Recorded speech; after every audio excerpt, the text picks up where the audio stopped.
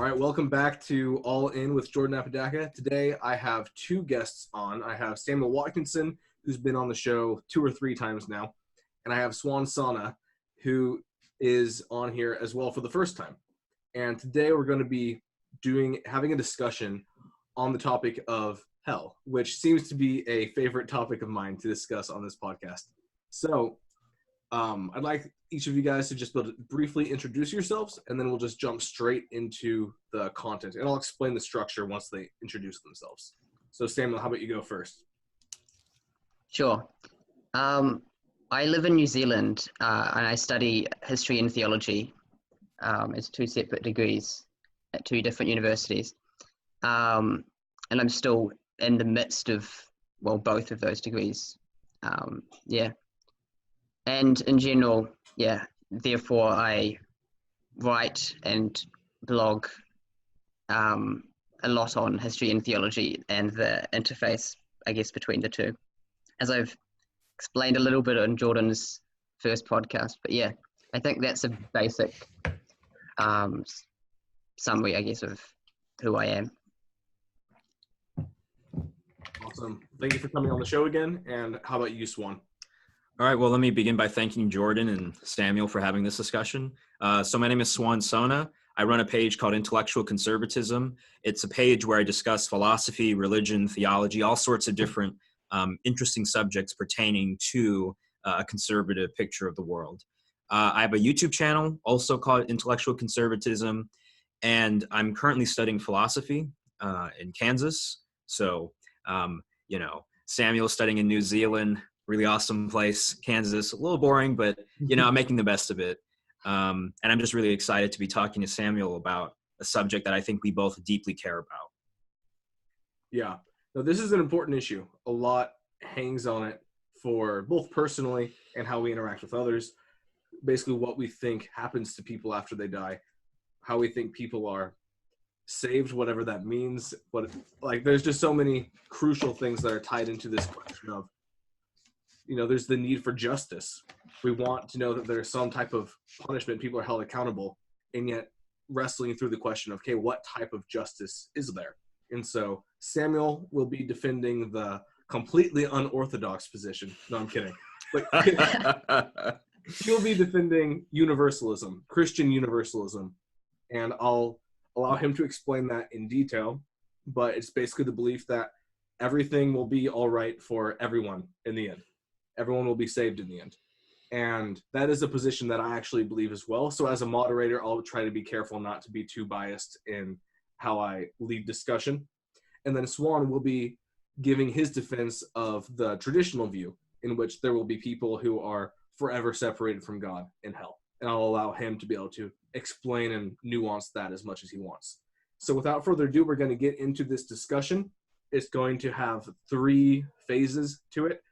We're going to allow each of them to have 15 minutes to just have uninterrupted time to explain and defend their views. Then I'm going to give them 10 minutes each to really pick apart the other person's case. And then after that, it will just be more of a free-flowing discussion, and I'll probably jump in a little bit more at that time as well. So without further ado, Swan, we're going to give it off to you for 15 minutes. Let me start my timer. And it won't be too strict, but about 15 minutes. I'll give you a warning once you get close. Yeah, if I hit 40 minutes, stop. No, I'm kidding. I won't go that long, I promise. All right, go for it. All right, so I want to thank Samuel and Jordan for once again having this discussion.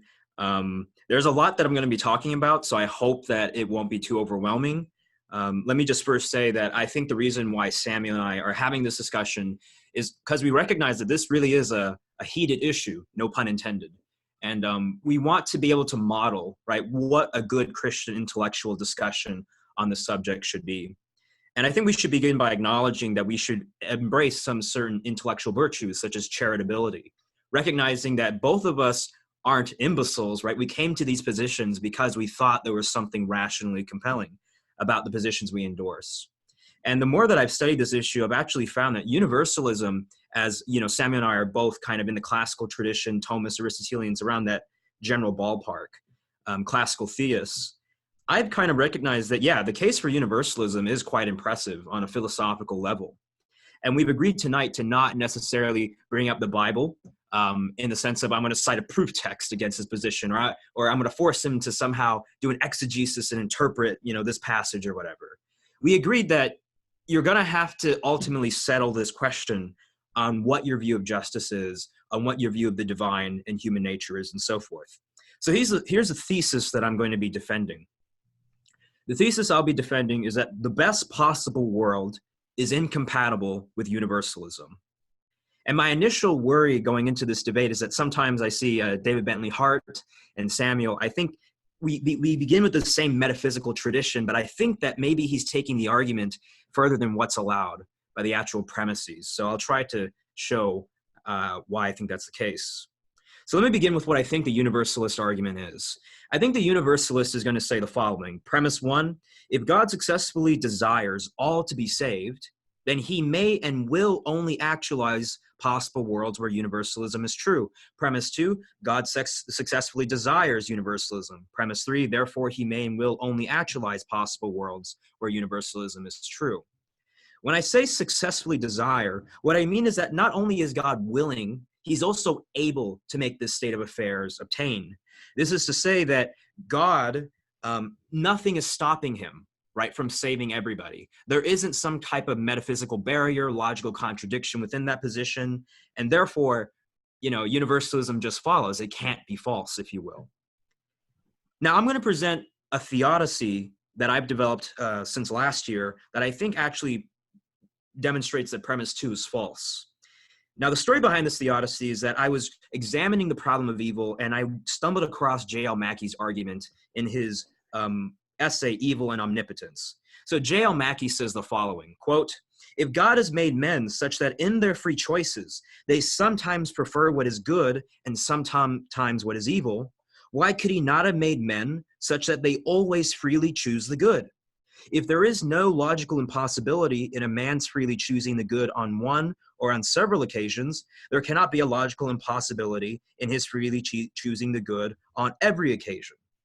And I end the quote there. So Mackey is specifically arguing against the free will defense raised by Plantinga and others. So I began investigating, okay, this seems to actually be a very serious objection, because when you look at the works of Alvin Plantinga, his definition of significant freedom, it seems to be the case that God could have created a world in which everyone freely chose to do the right thing. That's when I started investigating the work of St. Augustine and his modern contemporary defender, Sun Kun Yu of Oxford. And what I found is that actually the original free will defense conceded this point. But Augustine argued that there is going to be an initial world in which there is evil and suffering, but good and evil. And eventually we're going to have the morally perfect free world, which is the final creation or the final world, the new creation. But God wanted to, in the initial world, exercise the maximal amount of love and justice. Now, I'm not convinced by that theodicy, and I decided to modify it into what I call the two worlds theodicy. So the two worlds theodicy proceeds like this. Premise 1, if God is perfectly good, then he will create the best possible world. Premise 2, the best possible world contains the maximal set of moral perfection and genuineness. Premise 3, this maximal set is only realizable through a two worlds approach. Premise 4, therefore, if God is perfectly good, he will create the best possible world through the two worlds approach. And I'll just cut the argument there. So let me explain first premise 1. I'm going to assume, and because since this was intentionally towards atheists who have this position, that yes, I'll concede the point that God will create the best possible world. Premise 2 is actually the more interesting premise, and it's also the premise that Sam and I think are going to hit on the most, which is that whether or not genuineness is something actually valuable in constituting the best possible world. So I think genuineness needs to be defined on 3 different levels. So first, there is the question of divine determination. Second, there is freedom or genuineness in the sense of self-determination. And third, there's freedom in the sense of flourishing and self-mastery. So I make a trifold distinction on the nature of freedom. So first, let's consider divine determination. So when God creates a world, he can either strongly or weakly actualize the state of affairs within that world. Now, what does that mean? So for instance, no world would exist unless God instantiated it or kept it in existence. So hence, God is the explanation for why that world exists. So he is the strong cause of that world. But the states of affairs that happen in that world, they could be determined in the sense that God completely controls everything. Any sense of self or autonomy is just illusory. Or the other idea is that God could let other beings have borrowed powers or second kind of order causal powers. So the question here then is, look, we can imagine a world such as what Mackey has proposed, and I concede the point that God could have created a free and morally perfect initial world. And he could do this by strongly causing the world and weakly actualizing a state of perfect affairs. That's a full logical possibility. But the question is then a kind of rigging problem in which God, when he chooses to instantiate a particular world, he already knows the history of that particular world. So for instance, God could have instantiated a world in which Samuel and I didn't exist, right? We're not necessary beings. So the question is then, why does God choose a world with this timeline, this history, this amount of evil, this amount of goodness, as opposed to another world in which he could have made it with less suffering and less evil? I'll call this the rigging problem. Second, there's the question of self-determination. So self-determination is a core part of freedom in the following sense. So most philosophers like Robert C. Koons and Eleanor Stump, and I think his name is Richard Hare or something like that, Robert Kane, they agree that the nature of free will, properly speaking, is not that you have alternate possibilities necessarily, but it is that the agent is the one who directs it, or is a sufficient cause for the action that they commit. So for instance, Robert C. Koons cites Harry Frankfurt's thought experiment, where there's a particular man who has I think a bomb attached to him, and the bomb is set to go off if he makes a certain set of decisions throughout the day. Now, the man ends up surviving and making it to the end of the day because the decisions that the programmer had set for the bomb to go off, the man wasn't going to make those decisions anyway. So for instance, maybe he woke up that morning and the bomb would go off if he combed his hair. He decided that morning, I don't feel like combing my hair. So he's free, even though those alternative possibilities on what he could have done weren't there, because the action was self-directed. Consider another analogy for why it matters that we have self-determined actions. Suppose that some angel or some demon intercepted my mind and controlled my body. And let's say it's an angel, right? So the angel controls my body and I end up flourishing, right? I'm following the moral law and it seems like I'm free, right? Because I'm not covered by all the sin and temptations of the flesh or whatever. But it wouldn't be me. It wouldn't be me that is flourishing. It would be an agent using my body. So hence another condition of freedom, the second condition that I mentioned, is that the self has to be there and the self has to be causing the action in question. For if I could say, like, am I free? Not only does freedom matter in that context, but the I in question. Third, there is flourishing in self-mastery, as Samuel and I acknowledge in the classical natural law tradition. So technically speaking, someone who is committing vice, who is not able to pursue the good, they are in a state not free because they're not following the dictates of reason and they are in some way pursuing an insane, irrational course of action. They're mistaken. So that would be the case of moral perfection. So here's my solution. Since we acknowledge that technically speaking, we could create, God could create worlds in which there is moral perfection and freedom initially, the answer is not going to lie in self-determination. It's not even going to lie in flourishing or self-mastery, because that's moral perfection. And that's a consequence of the world that God creates. The solution is going to have to be from the beginning on the kind of world that God instantiates. So here's my proposal. First, qualitatively speaking, God must create a world in which there is a maximal range of good and evil. This is to say that qualitatively speaking, in terms of the depths of evil and goodness, God will not limit how great the evil could be in that world and how great the goodness could be in that world. And another way to think about this too is that oftentimes the greatest goods, the greatest or most virtuous actions that people commit is in proportion or in response to the great evils that there are in the world, such as in the case of, for example, Martin Luther King standing up against racism, or a martyr sacrificing their lives to save the vulnerable, right? So that's qualitatively speaking, God was not going to limit that particular condition, at least in the initial world. Second, quantitatively speaking, there's going to be an enduring reality of good and evil in each human generation, because each human being is going to be under this particular condition of genuineness. And I mean, we can do some other kind of metaphysical principles for why the solution has to lie here. For example, we need to reduce brute contingencies when it comes to God. So when we ask the question, like, why did God create this as opposed to that? This particular condition allows us to start limiting that particular window, if you will. And then finally, the reason why this approach is desirable is because it actually gets us to avoid Mackey's dilemma. Because in Mackey's original dilemma, their question is, why didn't God create the perfect world first? And we can explain, well, the reason why is because God wants to create a world in which there's maximal genuineness and moral perfection. So for instance, the agents in Mackey's world, they're going to claim like, yes, we're good. We chose to be freely good. And they're going to have moral perfection. The agents in this world who make it to the final world, the agents of the final world will be able to say, yes, we experienced not only the good, but we experienced evil. And nonetheless, we chose to love God. We had this other option. We had all these maximal evils that existed, and we chose to nonetheless pursue the good. Now, the implication of this theodicy is simply this.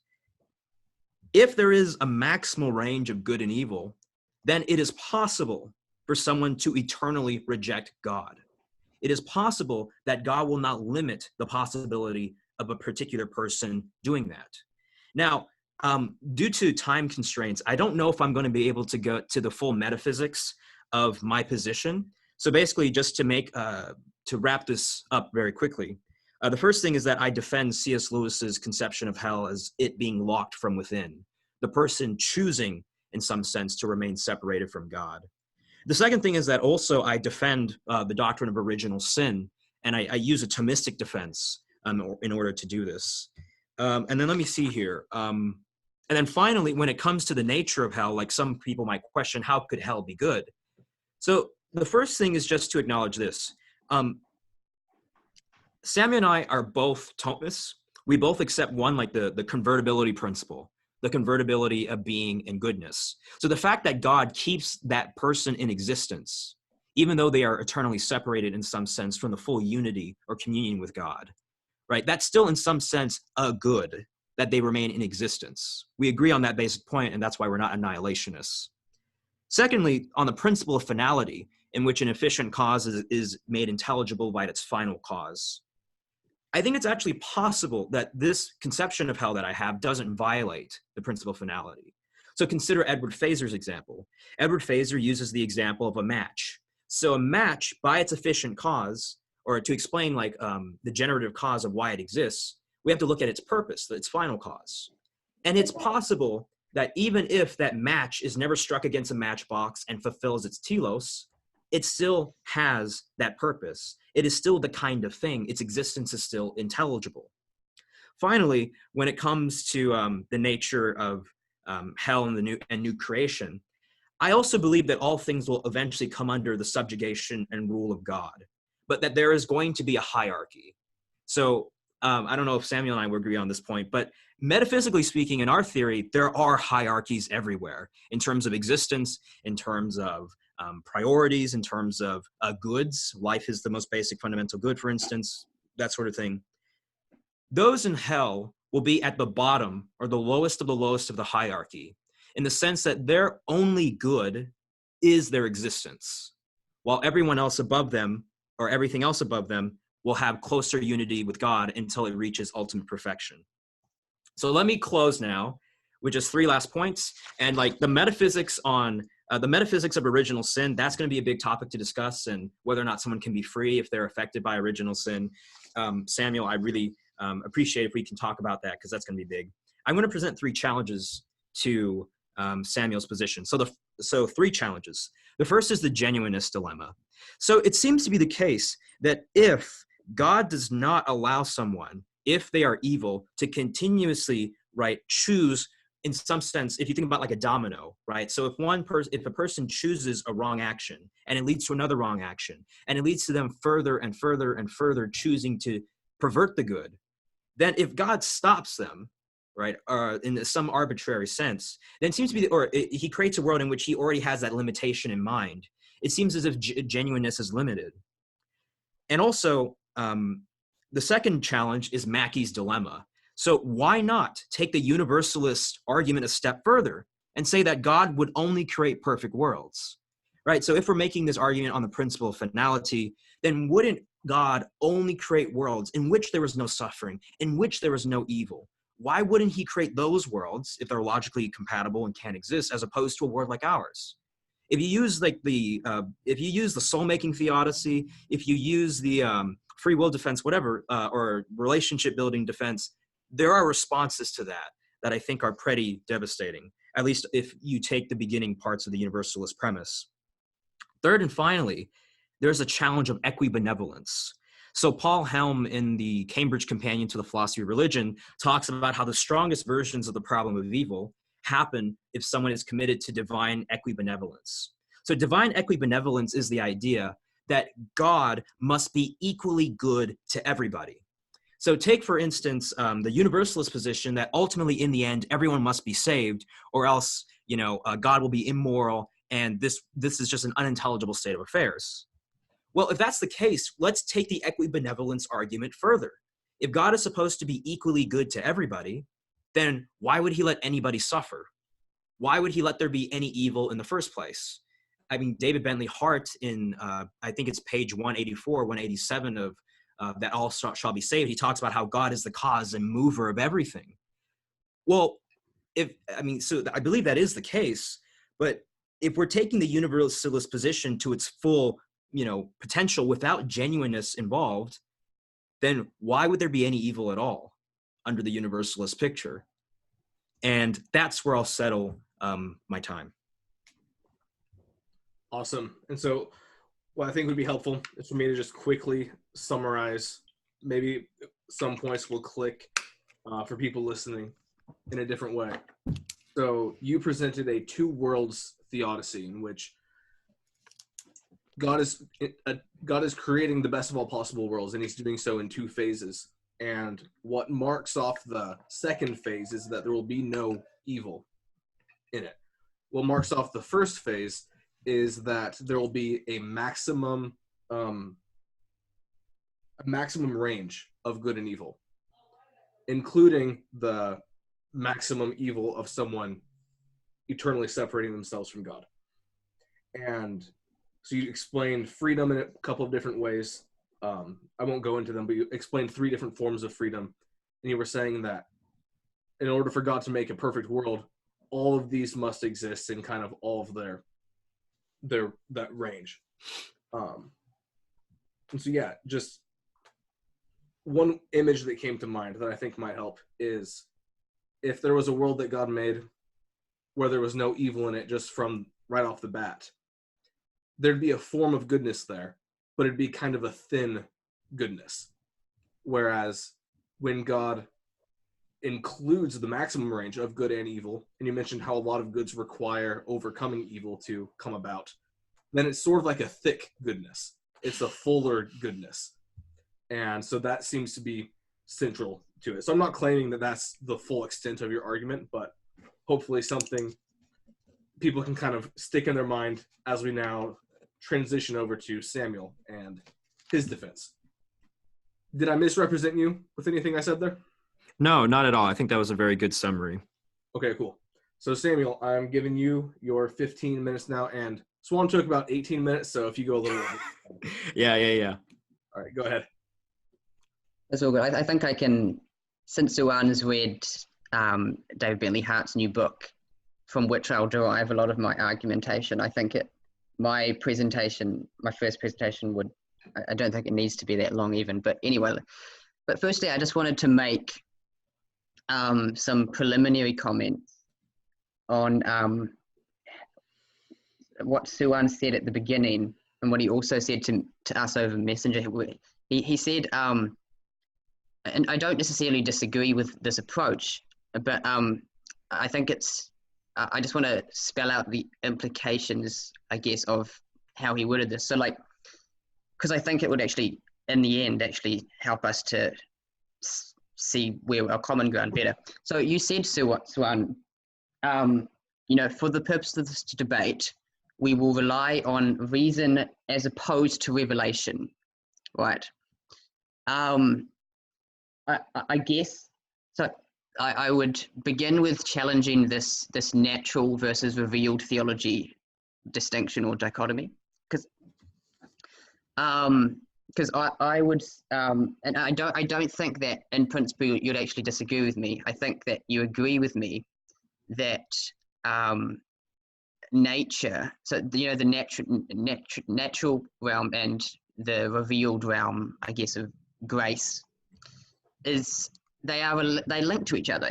As Aquinas said in the beginning of the Summa, grace does not nullify nature, but it perfects it, right?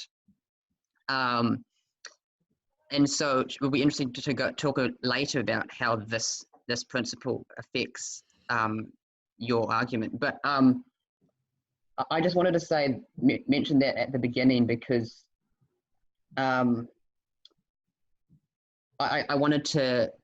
think it relates to my my motivation for being a universalist in the first place, and that is because I think because I think that theology can't be done without philosophy, right? But also because that theology is in some sense the culmination or fulfillment of philosophy, right? Because that's the truth. There's a continuum between philosophy and theology. They're not separated from each other, right?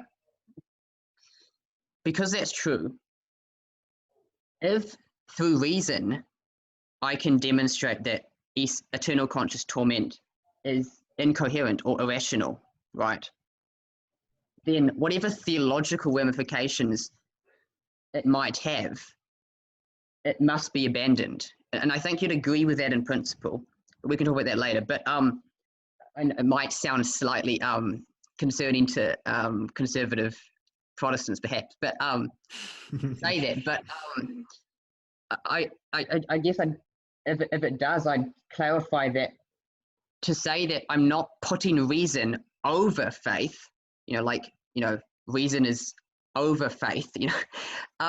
What I'm doing instead is I'm using the light of reason, as Josh Rasmussen often says. I'm using the light of reason to assess whether our faith in this picture of God is reasonable or unreasonable, right?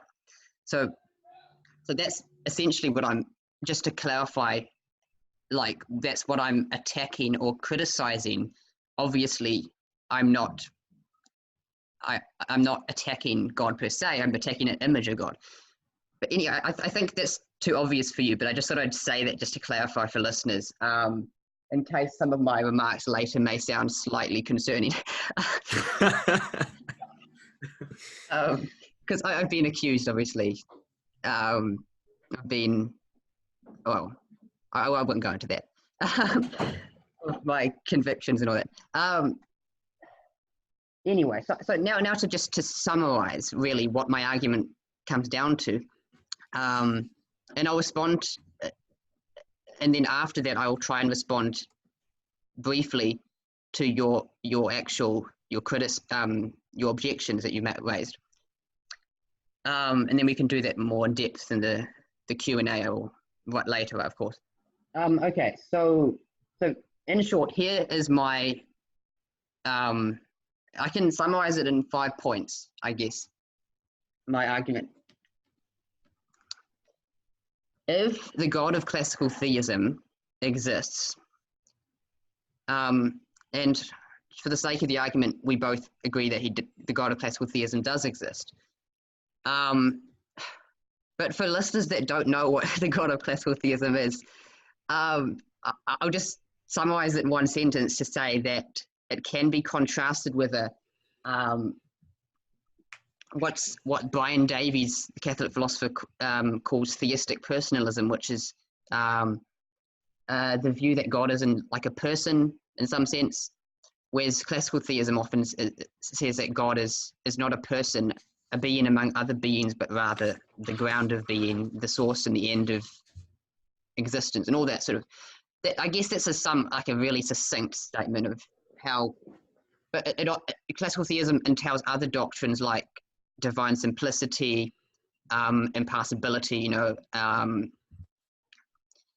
and immutability. God, can't change, and all these other doctrines. But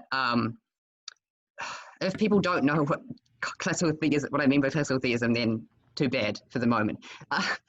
Okay, so if the God of classical theism exists, all that transpires within creation, including the new creation, right, is positively enfolded within God's will, even if it's his permissive will, because you're not a Calvinist, so you wouldn't necessarily be you wouldn't say that you'd be more inclined to say that God permits the state of affairs in which an eternal conscious torment hell is actualized, right? But I'm going to say, and I'll expand upon this later, that doesn't change anything. It doesn't affect, and ultimately it doesn't get rid of the issue. But so that's the first premise, or the first point, I guess. If the God of Catholicism exists, all that transpires within creation is, in some sense, positively enfolded within his antecedent will, or his he foreknew that everything that was going to happen, right? Including, and so and then the second is, if ECT, that's short for eternal conscious torment, if ECT occurred for any creatures, then ECT would be within the intentions of God from eternity. That just follows from the first point, as I said. And then the third is slightly controversial and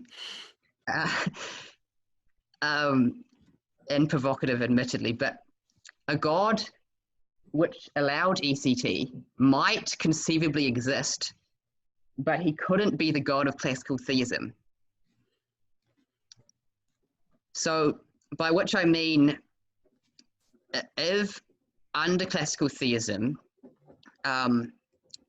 transcendentals like the true, the good, and the beautiful exist and are in some senses coincide with God's mind or his nature or whatever.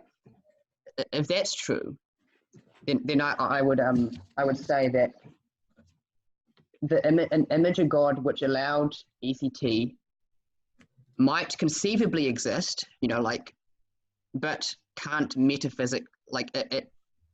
he couldn't be the God of classical theism. Okay, so, and then the fourth premise is, if 2 and 3, the previous points, then either classical theism is necessarily false, which I don't think you want to deny, or ECT is necessarily false, can't be true, metaphysically possible. It's metaphysically impossible, right? And therefore, so then the last is, classical theism can't be false without re-asking the question where moral concepts come from ultimately in the first place. And therefore, ECT is false. Anyway, so that's basically my argument. Yeah, in summary. And I guess I could go into more specifics. But well, I could respond to your specific objections, that you raised in your presentation. But I was 5 minutes, just so you know. 5 minutes. You could respond. You could also elaborate more on why the incompatibility with ECT and Either way, sure. We choose how to go forward. Yeah, and I think I'll do that briefly. Otherwise, it'll seem like that I haven't really defended my premises at all. I just stated them. Okay, so I'm just trying to think how to do this.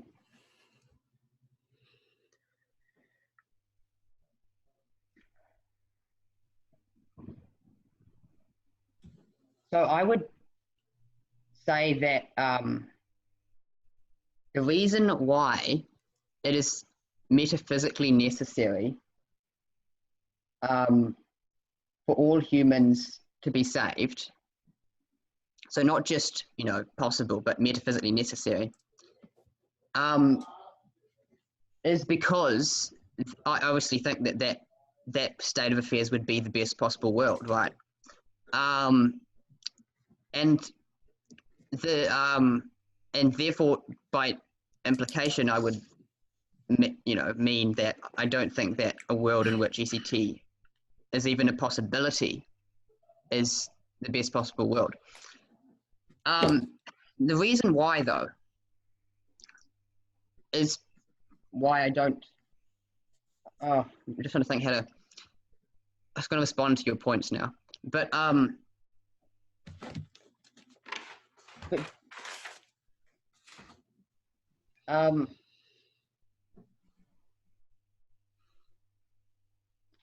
in summary, I think it's almost intuitively obvious to most people why ECT is not the best possible world, because it perpetuates suffering and evil to an infinite degree by definition, right? And therefore, prima facie, at least, calls the goodness of God into question, the image of God, of the goodness of God into question. And you may disagree with that. You may disagree that it calls the goodness of God into question. But I would just say that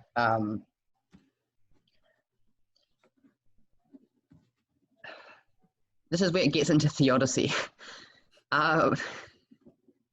because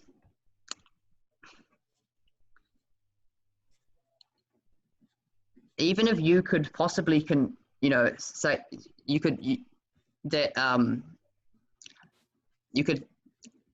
a world with ECT you don't have any moral qualms of conscience, with that world, you could still, I don't know, worship God, I guess, like, just bring my personal convictions, obviously, which don't necessarily carry it's not an argument necessarily, but I couldn't possibly commit myself to that image, so that's to reveal my biases in a sense,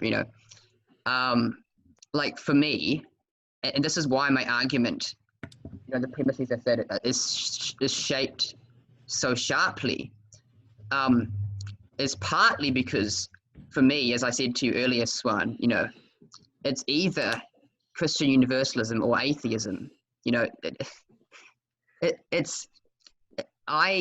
it's a matter of theodicy for me, essentially. So, and I realized, me stating my personal convictions is not an argument, but I think it's just important to state, because, as, I guess, background. But I still wouldn't want to reduce, my argument to just my personal convictions. Obviously, I believe that they are not just subjective, my personal conviction. So I believe that they are objective, that I'm not just projecting, anyway, I think I'll finish there, just because I could respond to your points about Mackie and, theodicy and all that, but I just wondering, firstly, how you would prima facie respond to that, the structure of my argument. I'd be interested to know. So yeah, and so we'll move in just a second to allowing Swan to cross-examine Samuel, and then after that, Samuel cross-examine Swan. But first, let me just summarize what Samuel laid out briefly.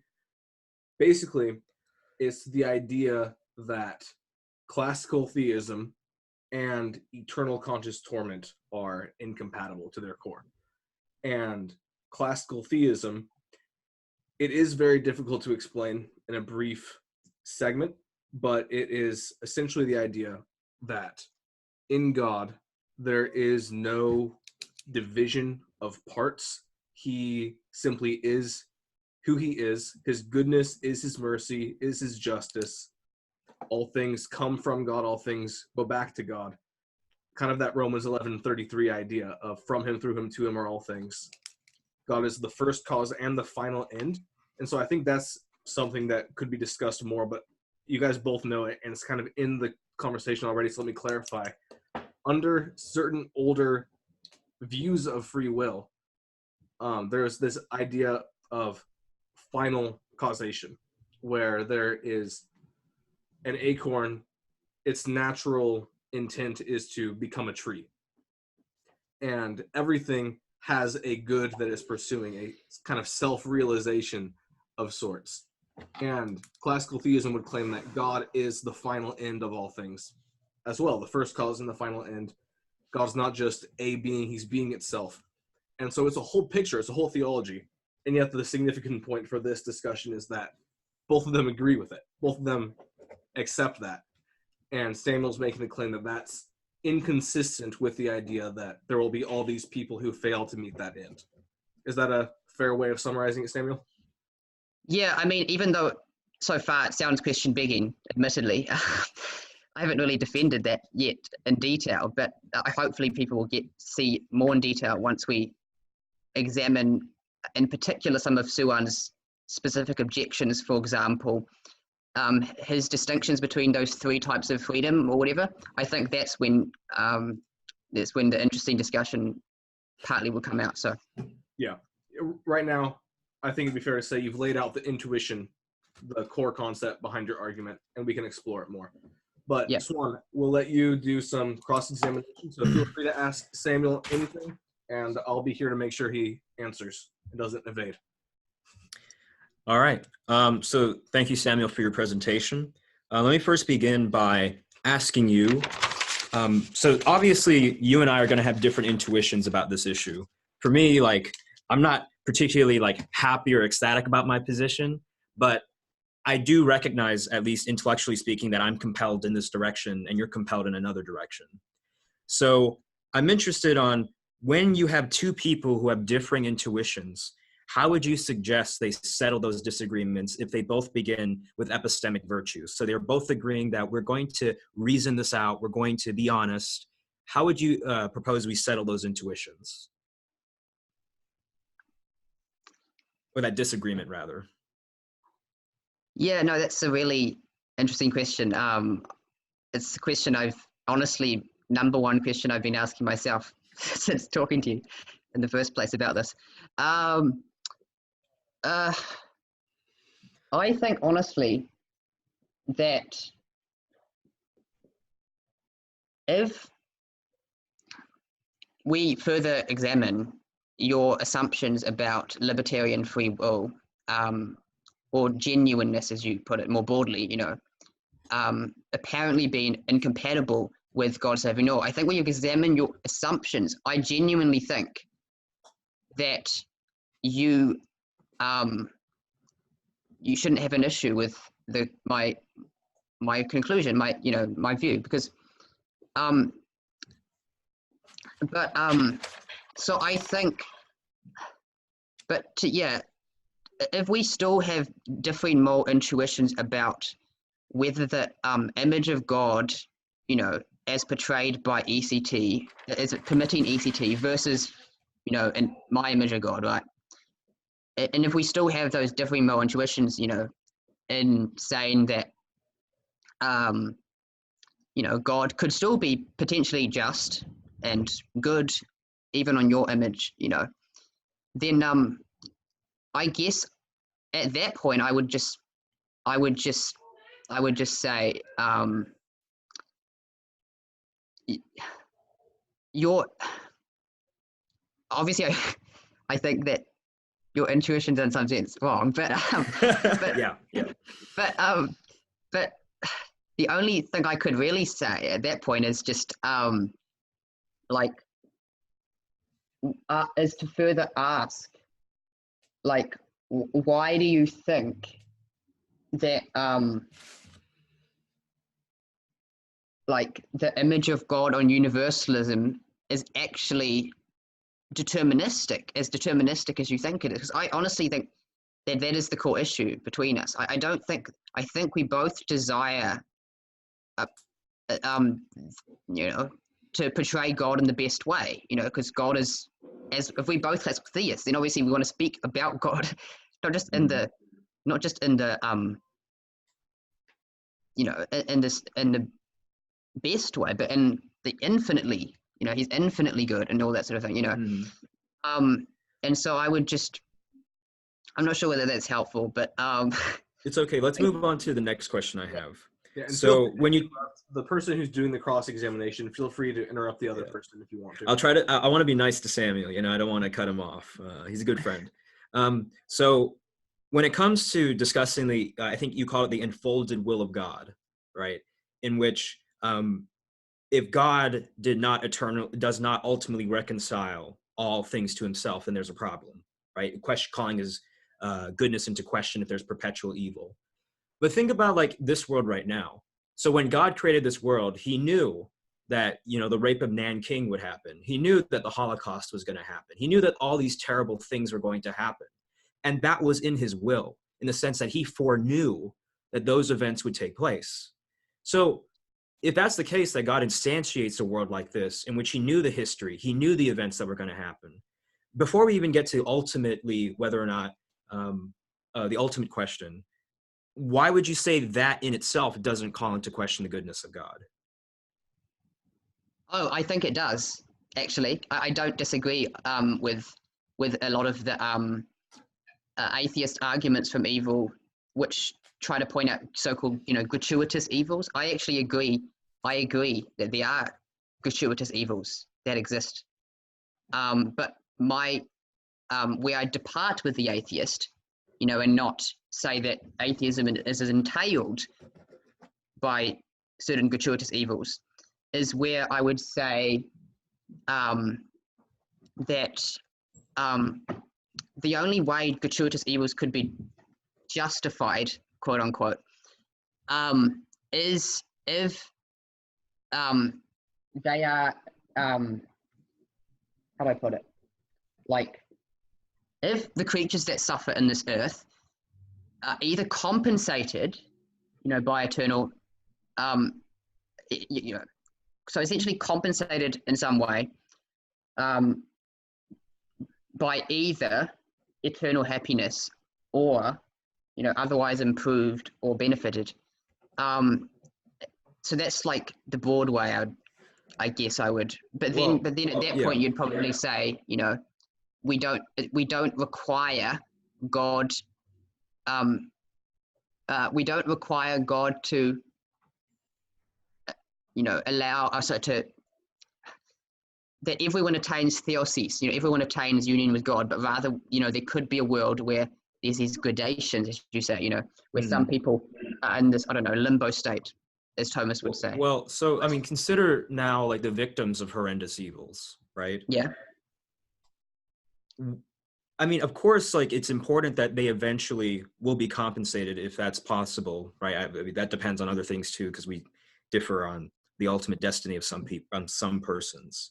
But like, what is it about them being compensated that somehow justifies what happened to them? Like, sure, it's kind of like, you know, you were inconvenienced. It paints it as if like it was a financial transaction, right? What? Where like you lost some money and then in the end God gives it back to you and it's okay.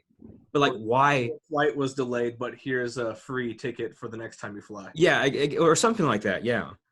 Yeah, no, that's why I purposely said, I tried to say justified, quote unquote, you know, like forgive the anthropomorphism of justification. What I mean by that is ultimate justification. I obviously don't think that, I don't think that any suffering evil is justified. Never justified. Yeah. Like, never. I think because I think it's, yeah, like there's no way at all that an earthquake, which causes, you know, immense suffering on humans, that is positively God's will, you know, that is. So let me make the question more precise. Why would God let anyone endure that state of affairs, losing a child, being raped, being tortured, being murdered, if he could have created an initially perfect world? So essentially Mackey's dilemma. Yeah. Okay. So this is where I'd say I don't see how it's a dilemma. Because answer that question directly, that question you just asked. Why does God allow suffering at all? Well, I mean, I would argue that even if it's conceivably possible, that God could create a world in which there's no suffering or evil at all, I would say that it's in some senses, I don't want to.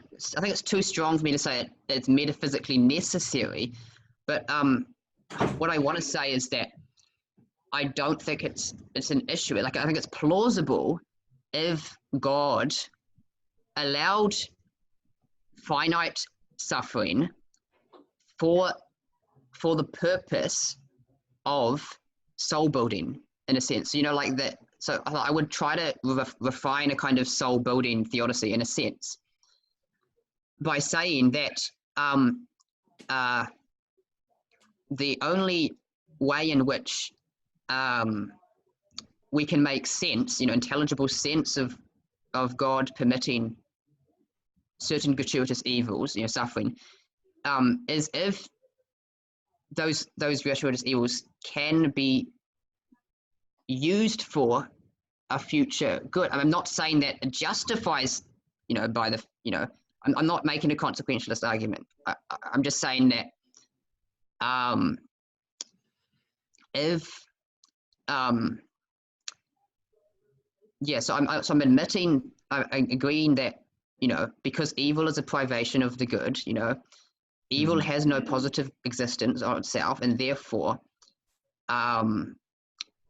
evil is parasitic on the good, and we agree on that. But where we disagree is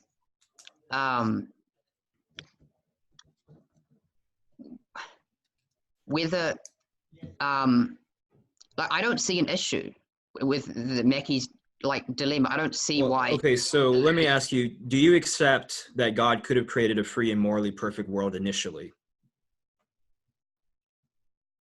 Conceivably, yes. Okay. But I'm saying that I'm saying you can imagine it, or are you saying you technically could have? Yeah, he could have.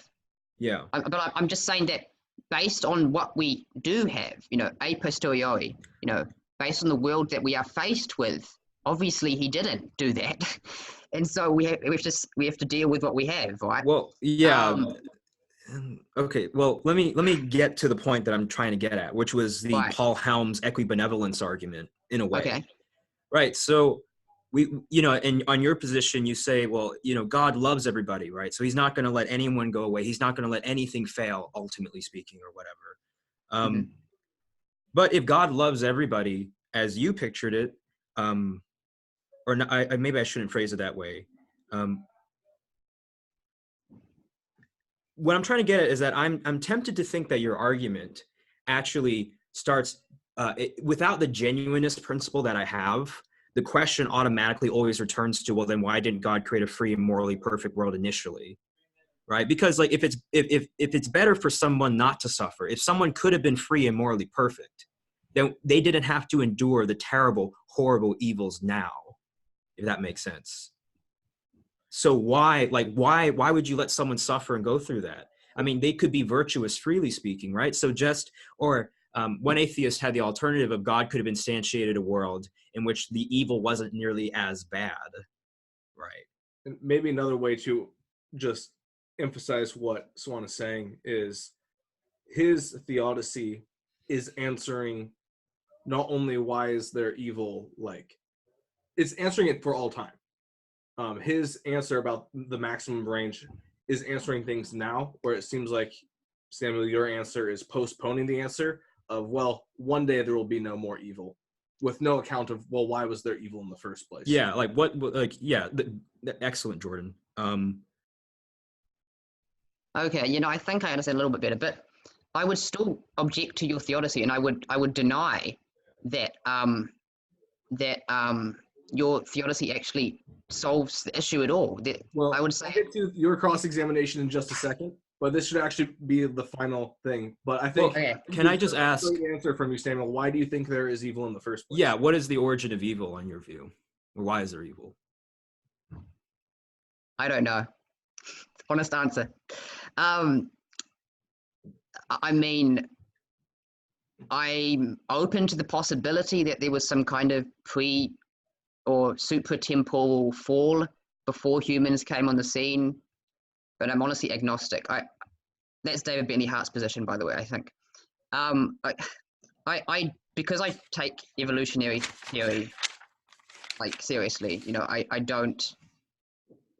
know there's ways to reconcile an historical Adam and Eve with evolution, but I don't take them seriously. So that's why I don't take, because I don't think that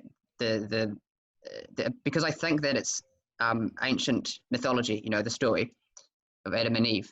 I don't think that there was a perfect state, that there were two people and, you know, they fell from grace, blah, blah, you know. So I think I would say that if there were, hypothetically, if there were two people, even if they were not the first people, I would say that they were not perfect. You know, that there was suffering before them, that they, yeah. I don't know if that's helpful, but yeah. Yeah, I mean, we're both evolutionary creationists, so yeah, we agree on that. All right, so Samuel doesn't know why there's evil, but now he's going to dig into Swan and show how he doesn't know either. So if I understand where this is going, if I'm guessing correctly. So, oh man, Samuel, take your stab of, you got about 10 minutes or so to just ask Swan any questions you want. Okay. So you asked Suan, why, you know, invoking Mackie, you asked, why didn't God create Mackie's perfect world to begin with? But I would respond to that by asking, how does that hypothetical question actually solve the issue of why there is gratuitous evils in the first place, right? Because that's what I'm trying to grapple with as well, right? Mm-hmm. So essentially, I think we agree in principle that so-called gratuitous evils, there must be a purpose to whatever evils there are, ultimately, I guess.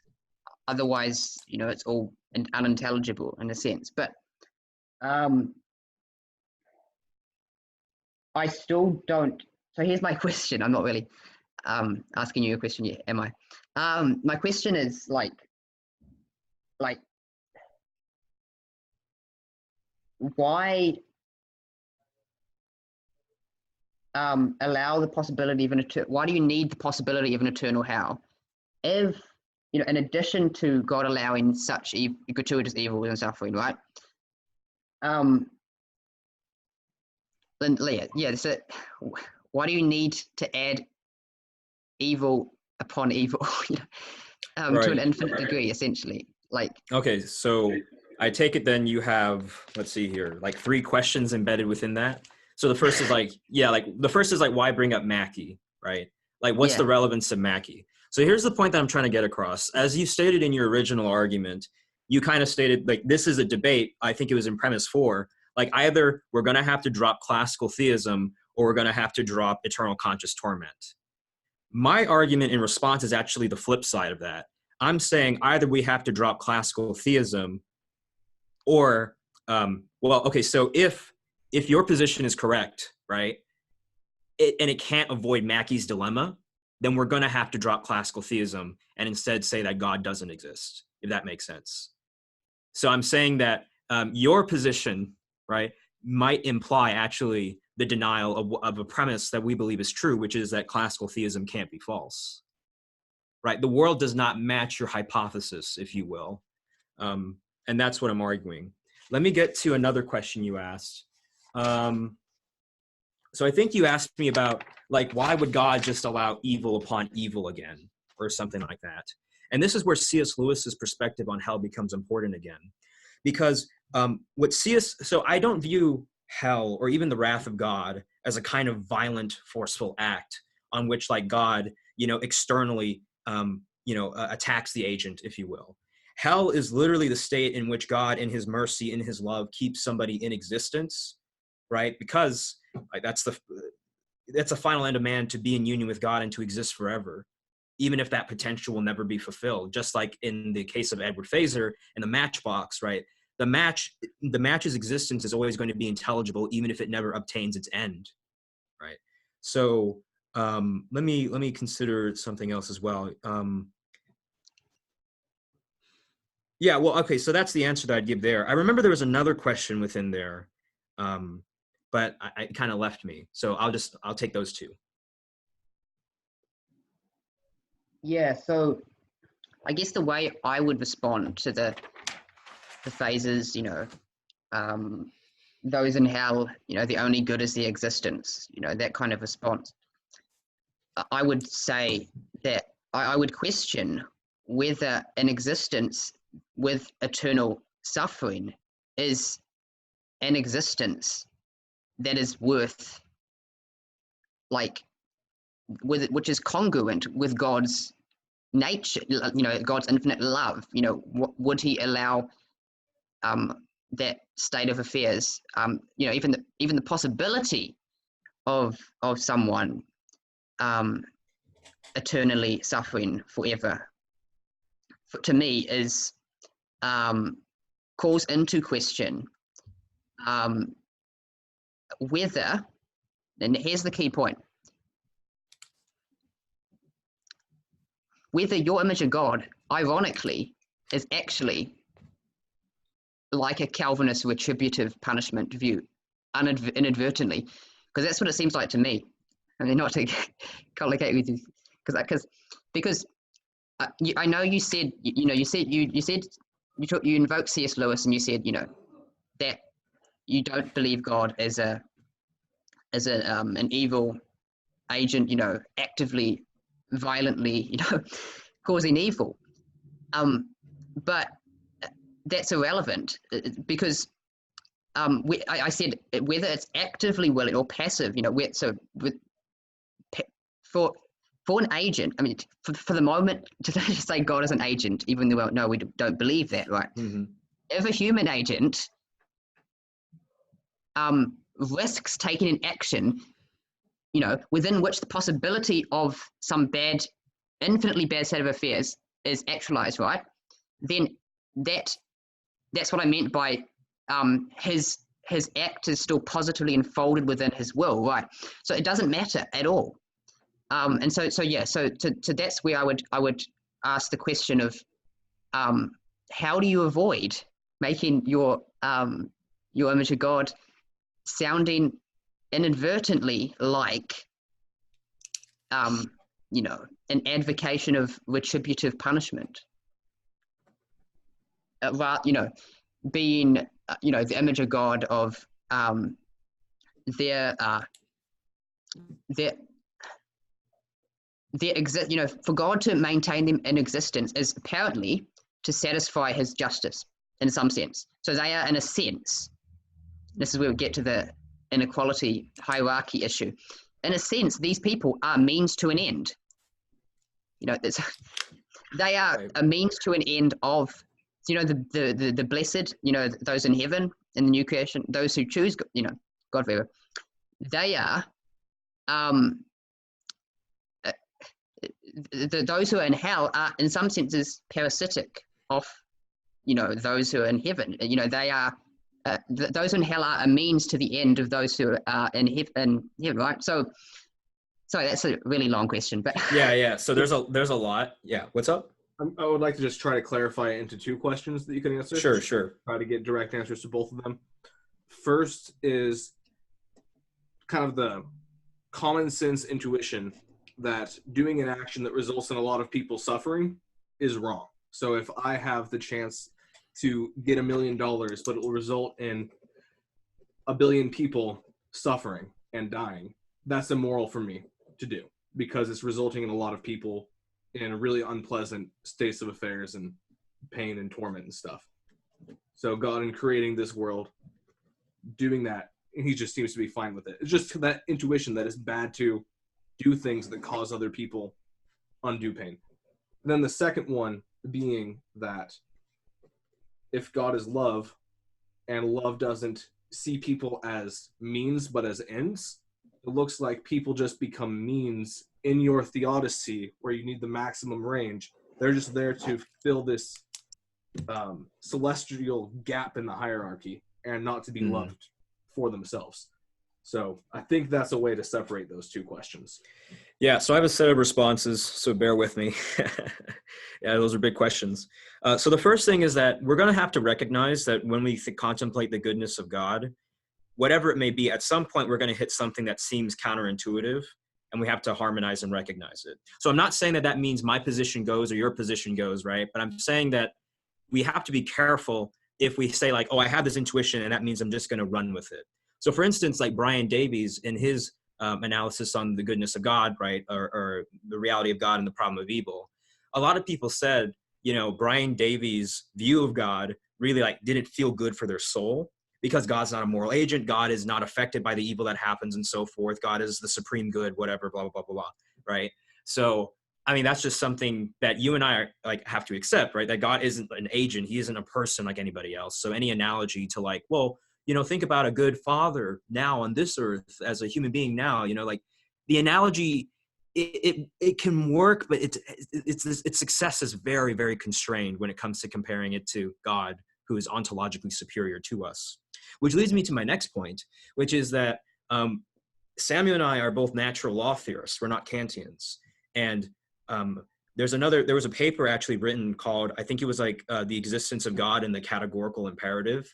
The whole idea that you have to treat people as ends in themselves and not means to your ends. And the author of that article basically argued, if God exists, the categorical imperative is false, at least in terms of his relationship to other people. But it could be true for human beings if we are on the same ontological hierarchy. Like as I think, as even Samuel would recognize that there is in our ethical theory, a chain of being on which humans are higher than animals, animals are higher than plants, plants are higher than inanimate matter and so forth. I mean, and this kind of reminds me of like the topic of, for instance, euthanasia, right? So, I mean, I'm a natural law theorist. Samuel, you're a natural law theorist. We agree, I think we would agree that it's morally impermissible, right? To, even though like someone is suffering and going through this terrible state of affairs, right? That their life is so sacred and precious, their existence is so precious, despite all the pain that they are going through, that we would not take them out of existence. We would not murder them, right? That their life is still worth living because life inherently is good. And hence also for someone's existence, despite that evil and suffering, their existence is still good. So let me now speed up my response. So when it comes to evil being parasitic on the good, as in you make this connection between those who are in hell, and it seems as if like we're kind of just saying they're parasitic on those who make it to the final creation. I'm willing to accept that analogy. I mean, evil is parasitic on the good, and if someone becomes so consumed in evil, in some sense, they're parasitic upon the goods of the people who are in the final creation. So that, as I stated before, like the very structure of reality has hierarchy in it, right? Don't mean to sound too, pessimistic or whatever. And then finally, when it comes to the issue of Calvinism, I think you and I agreed that basically, like, no matter how it's going to look, God is going to look in some way deterministic in one way or another. So either God strongly actualizes the states of affairs in the world, or he weakly actualizes them. In the strong case, you would have like occasionalism, in which things don't actually have causal powers or second order, existence or whatever, or borrowed powers. Rather, God is literally doing everything.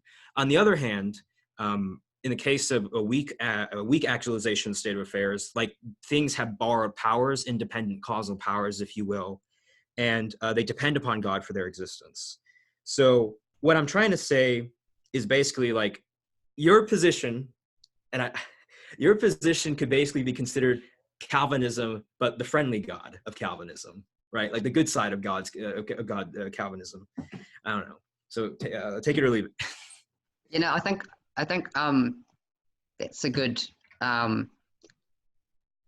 point to make, because it gets into your objections actually about Let's discuss freedom now. I think this is a good time to discuss freedom. Yeah. Because you mentioned the rigging problem, which I think is related to what you just said. So yeah, I guess I'd begin with saying that I agree with you that because we're both classical theists, that God is the primary cause, and there's secondary causes which are related to the primary cause. There's God sustains everything in existence by his essential nature, and all that. But what I would dispute is whether there's actually well, firstly, whether there's actually a real rigging problem in my view, which I don't think there is. But secondly, to question when you mentioned the what was it? The thing you said earlier about I just forgot it now. When you mentioned how there might, on both of our worldviews, there will be counterintuitive elements, to a degree. Perhaps, I guess, but I think that on your view, it's not just more counterintuitive, but counterintuitive to an extreme degree, and which calls into question, why, the intelligibility of moral categories like good and evil and just and all that sort of thing.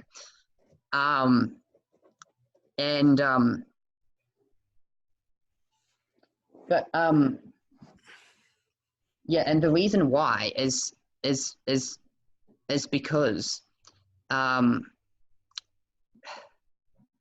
yes, God is not a moral agent, but this is my point, precisely because God is not a moral agent, but rather, transcendent moral agency as such, to quote what David Bentley Hart says in the book, that's precisely the reason why we are not just permitted, but required to come to analogical conclusions, about whether this particular image of God is worthy of, God, whether it actually makes intelligible moral sense. And so I would say that, so there's actually, I don't think that there is, so when, I guess you, not accuse me, but question whether I'm being too anthropomorphic, perhaps, and saying that God is, we shouldn't. When we come up with analogies about, a human agent wouldn't do all these things if it led to all the suffering. I realize the limitations of analogy, just as I realize the limitations of any analogy we make about God. Any analogical conclusion we come to, there's limitations, obviously. But I think that in some senses, it's you're avoiding the question by just saying, God's transcendence is so above our, he may have reasons why he could permit, eternal suffering, but we just don't know, Well, essentially. Okay. So let me hop in real quick, right? So when it comes to the counterintuitive point, right, like I should have been probably more clear on why I was bringing it up. The reason why I was trying to bring it up is maybe for the audience, they'll be thinking like, like what is the God of classical theism still, and how does he relate to the problem of evil? So I brought in Brian Davies just to show that it's really possible that like the intuitions of the audience and like, we should be aware of the limits of our intuition. That's basically what I was arguing there, right? So, and I know that you really hit on this intuitionism point too, which is why I wanted to kind of, ease my way into kind of some other observations, right? I mean, so people recognize, and there have been studies done on this, on like how intuitions aren't always reliable. You and I both recognize that. So for instance, for me, like I don't have the same intuition you do on this particular matter. And we can get into like personal stories, right? Or personal experiences. But with some of the evil and suffering that I've endured in my life or experienced, I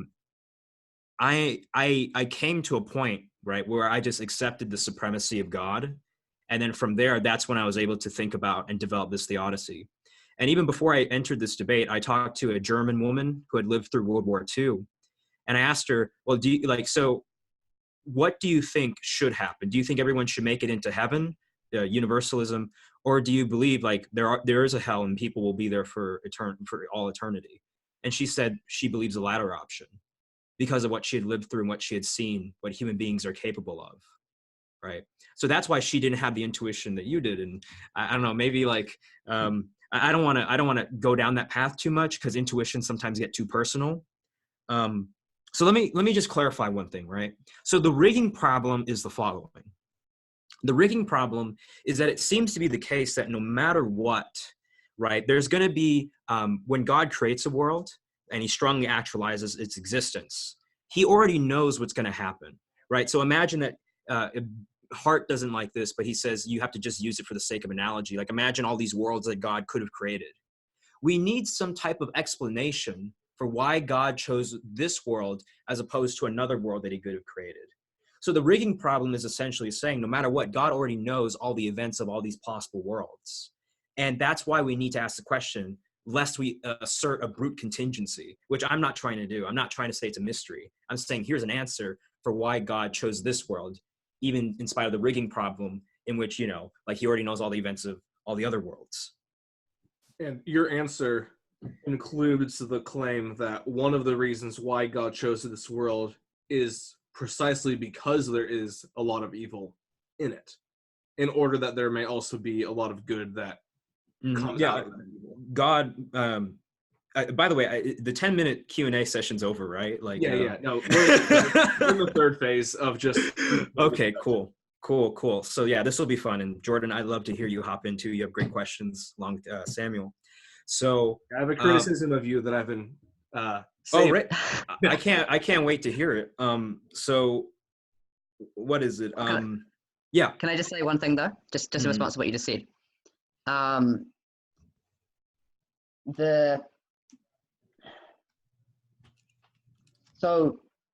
understand thanks for clarifying what you meant by the rigging problem. Yeah, I understand. That's helpful. Yeah. But just to go back to something you said before that.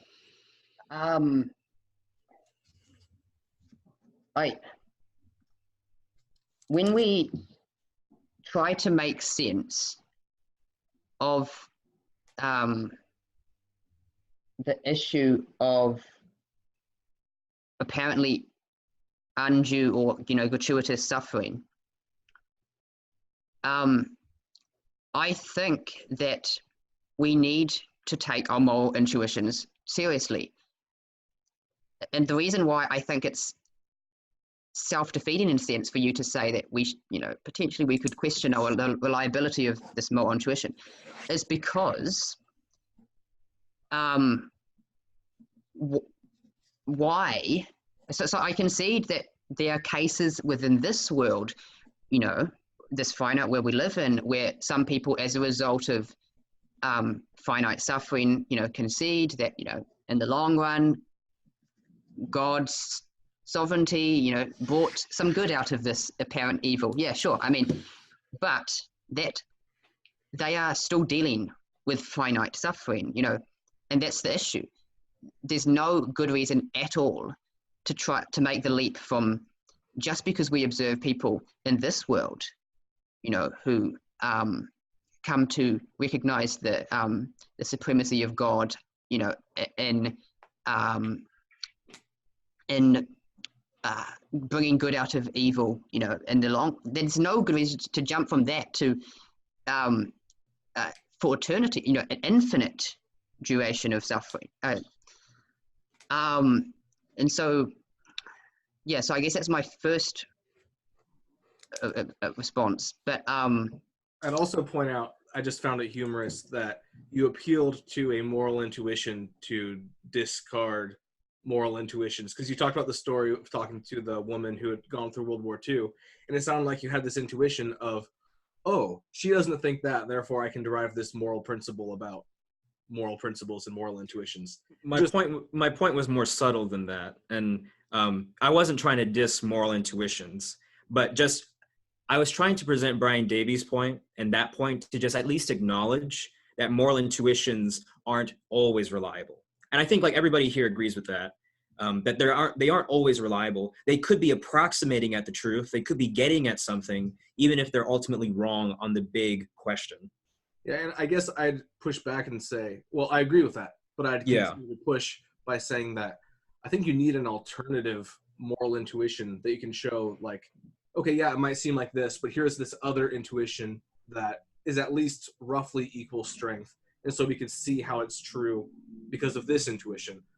And when it comes to the issue of eternal conscious torment, I'm not sure what that intuition is of why that's necessary or good or anything like that. Well, let me just try to engage that a little bit, and then Samuel, you can hop in and ask me a question after I finish this little experiment.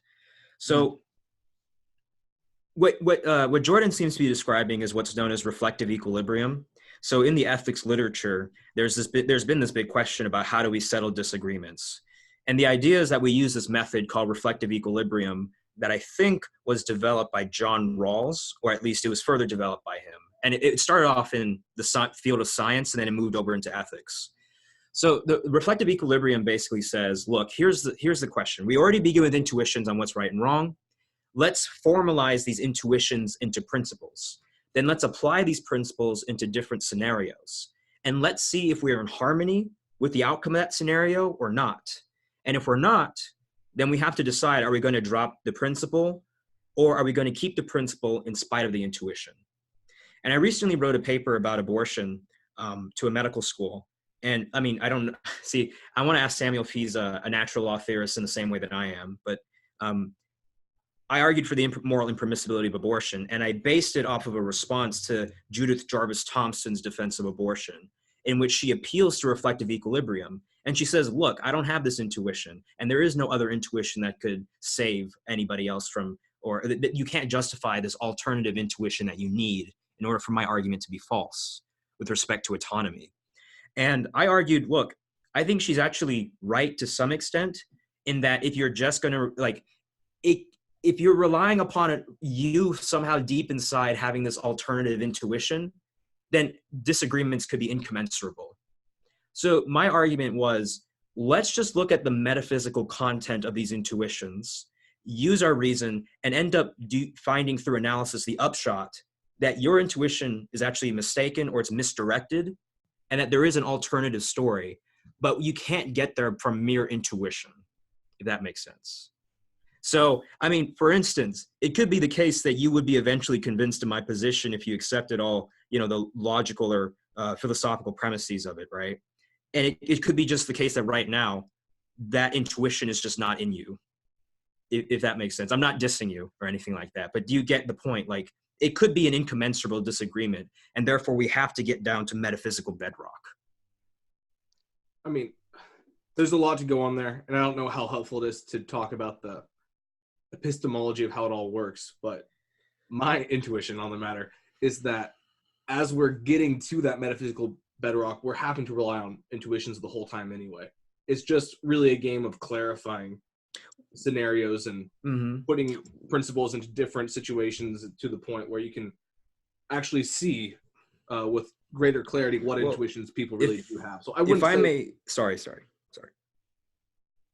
What was can you continue? Sorry, I didn't mean to interrupt. Oh, so I was just going to say, I don't think that it really is impossible to overcome. I don't think it's possible to just step outside of all of our intuitions and be like, okay, let's just think purely metaphysically right now. Yeah. But I think it would be good for us to move on, because I don't see this as actually. Well, let me ask Samuel a question, if you don't mind, and maybe this will clarify things. Can you name a metaphysical principle within our tradition that would preclude my position? Yes. So the principle that suffering or punishment is only ever for a for therapeutic or remedial ultimate purpose. That's what my position is essentially based off. Whereas I think that even if you don't say this explicitly, that you are committed to the view that eternal conscious torment of some persons,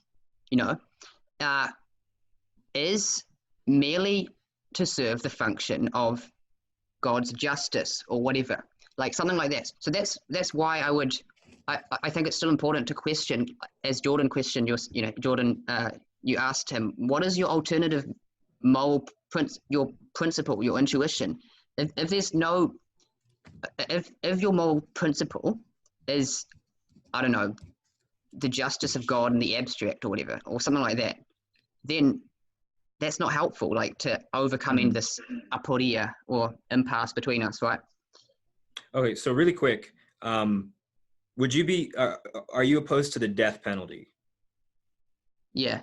Okay, so then the interesting thing is that like people in our tradition, they've defended the death penalty, right, from the same metaphysical bases, and you just say they're mistaken, correct? Yeah, I think that they need to read the early church fathers better, who obviously opposed it unequivocally. Anyway, that's another topic. Yeah, no. The reason why I'm asking is because I was just trying to see if within our tradition, right, the people who claim to hold the same beliefs that we do, they didn't believe that punishment was always remedial. Sometimes someone did deserve to die for what they had done.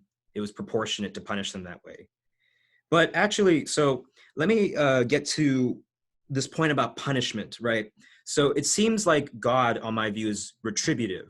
Now, I actually don't think that's the case, and let me explain more clearly. So, I mean, retribution is important, right? You have to punish, if you punish anybody, right, they have to deserve it first. It can't be the case that they're innocent, right? When it comes to my view on the wrath of God, consider the following analogy, right? Suppose somebody decides that they're going to go out swimming in cold water, and they go out swimming in cold water, they think they're going to have a good time, and they just stay stuck in the water, right? And as they stay stuck, they eventually have hypothermia and they die. So they experience the natural result of them being in that water, in those conditions, with the powers of the water and the cold and the lack of heat being actualized, such that they suffered and died in the process. They went through what naturally followed. My position on the wrath of God is just, when it comes to hell, if a person is eternally self-determined themselves, that's just what naturally follows. So it's not like a force of violence or an act of necessarily an act of punishment on God's part. It's just what naturally follows. So then I know what your next question is going to be, right? How can someone eternally self-determine themselves to hell? Yeah, I mean, there's that, but I was also going to ask, and I think this reveals actually the what I think is the hidden assumption of your view is that when you spoke of, someone dying naturally, from doing these certain things, in a sense, you were, even if you're not denying primary causality, God, in some senses, you're trying to isolate this natural realm, from the supernatural. You're making this implicit distinction between, this realm of pure nature, as almost as if it's isolated on itself. People can just, people can just do all these things naturally. But you're forgetting. Maybe you're not forgetting, but you're not sufficiently recognizing the extent to which, the reason why someone naturally, dies if they do a certain action is because God as they're good, is sustaining their existence, but also because if he's the infinite, if he's the good, right, then the reason why this a state of affairs apparently naturally results in death or evil, whatever, is obviously because that state of affairs is in the first place, antecedently, aboriginally already parasitic on the good that is God. And that's, I think, the reason why, ultimately, why I consider the free will defense to be incoherent.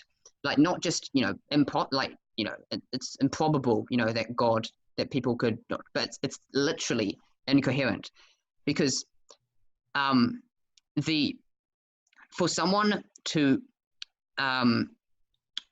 freely, how do I put this? Let me step back a little bit. So the reason why, this is how I justify the intuition, if you wanted me to justify the intuition I mentioned earlier, I would say that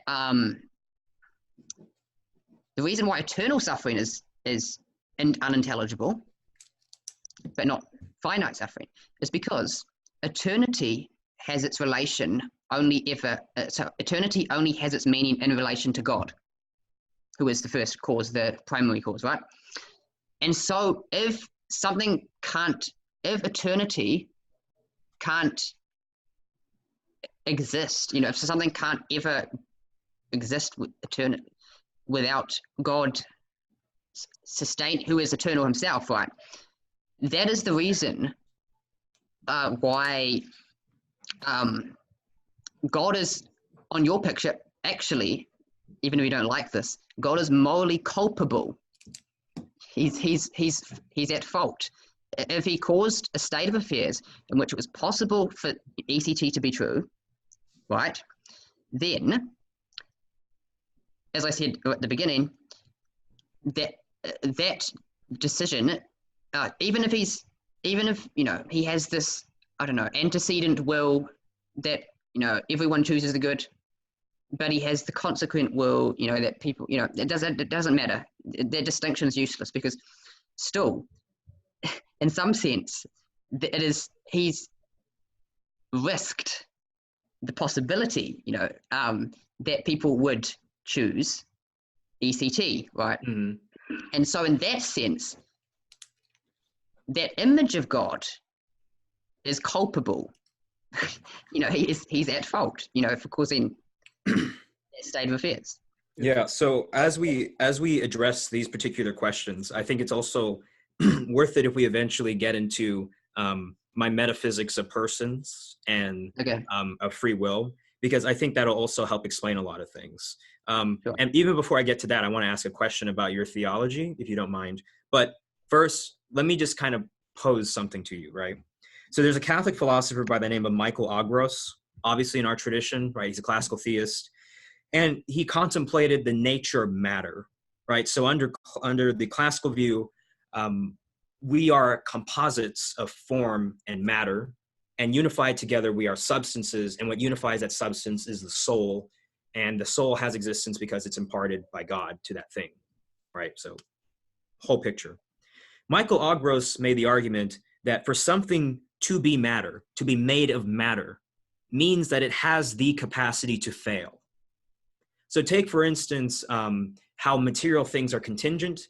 Material things can be broken apart. The powers of, let's say, this plant to remain alive, the plant that's in front of me, it can, through privation, right, lose and be able to fall and die and wilt and fall apart. Agros makes the argument that, well, if God made things in material forms, then he created things with the capacity to fail. So I don't know, what do you think about that? Well, I mean, my immediate response would be, sure, he did create things with materials form, but we're not just, I'm sure you'd readily agree, we're not just material form. As humans, we are, in some senses, because we created in the image of God, we are, in some senses, created for immortality. And so that is precisely why it is incoherent for God to create humans in his image for the purpose, for this express purpose of, eternal relationship with them, and at the same time for God to allow some of his creatures to fail to reach that telos, would call in question the goodness or the moral nature of this God. If it's possible it sounds to me like part of this whole question is kind of what is the shape of the universe that God has made? Where it sounds like Samuel's making the point that he mentioned this with the whole, is there like a natural and supernatural order, or does it kind of flow all together? Does everything come from God and kind of lead back to him? Is it almost like a nice shape where it kind of goes out and then it comes back together? Or is it like these two lines that just kind of go off and they never come back together? Yeah, that's a good. Obviously, that's just a visual way of thinking about it. Mm-hmm. But the question I have for you, Swan, because the one initial objection from Samuel was that's retribution, and you said no, it's a natural consequence, and then Samuel said that can't be a natural consequence, basically. And I really do want to hear your answer to this, because this is, in my mind, one of the strongest reasons why, getting back to Samuel's original argument, why does classical theism entail universalism? Why do the two have to go together? I really am interested in hearing your perspective on how can a human being created with his end to be union and worship of God so get to the point where they've locked themselves in hell and they never want to come out? Like, how can, I guess it's two questions. Yeah. One being like, why wouldn't that person want to leave? And the answer would have to be they've broken down to a certain extent where they just have lost that capability. Then there's the question of like, why would God create a being that's allowed to destroy itself to that level? Mm-hmm. All right, so you're not going to be happy with my answer in one sense. You're not going to be happy with it because this requires me to get into my metaphysics of persons and free will, right? And the metaphysics of original sin. So I know that you want like a very explicit, direct answer, and I will get to it, right? But I just want you to know, Jordan, that I care about your question, and Samuel, I appreciate you guys talking about this, and I just want to make sure that, we're keeping this in good spirit. Yeah, absolutely. All right. So here we go.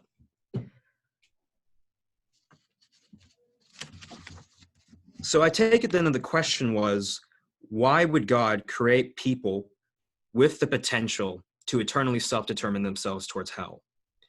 There was another question, too, about whether or not I make too many differences between the material and supernatural world, right? And the thing is, let me answer the first question and get to the second one. So in response to the first question, if you notice, a lot of my arguments are based on the metaphysics of the world that we observe now. So for instance, the hierarchy of existence, the chain of being. I based a lot of my arguments on the convertibility principle, the principle of finality, right? So I'm using metaphysical principles that seem to just be, that apply, right? Both in the supernatural dimension and in this world as well. So I'm saying that the structure of the world itself as it is now reveals something about the ultimate plan that God has in mind. Now, to the question of persons. So here's what I'm going to argue, right? Or here's what needs to be discussed.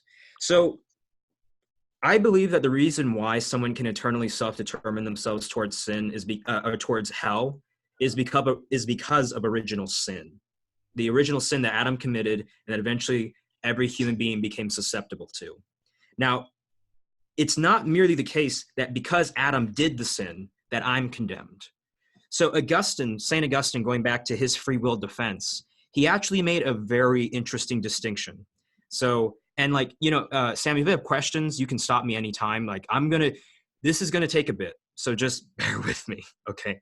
So Augustine made a distinction between real and hypothetical counterfactuals of freedom. So consider the following, right? So Augustine talked about, imagine, like some people could say, like Mackey, imagine if God just created a free and morally perfect world. Like there is still the potential for them to commit wrongdoing, but it just so happens that they never did it. Augustine would argue, well, if that's the case, then that there wasn't ever a real possibility, right, of wrongdoing in the first place. I mean, Sun Kun Yu uses the example of like, let's say that there is a world where we all claim like, oh yeah, let's say that we are like some kind of being, right? And we tell other beings like, hey, we can go swimming, right? We have this potential within us. And then the beings start talking to each other and nobody ever actually does the thing in question, never throughout the whole entire timeline, right? Then that means that it's not a real potential for those beings in that world to swim, on Augustine's view.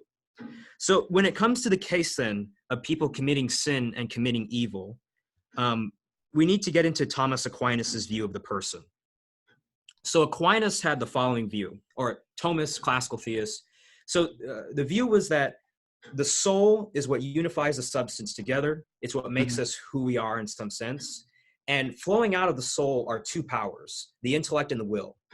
So what can happen is the intellect can be misinformed and thus send the will, right, insufficient information, and then it causes a privation, unintentionally speaking. There's also the possibility of the intellect fully grasping the moral law, having conscience, but nonetheless the will is corrupt and can't manage the lower appetites of the human person, such that we elevate, let's say, the good of life, or we lower the good of life above or over pleasure. So we put pleasure above the good of life, for instance.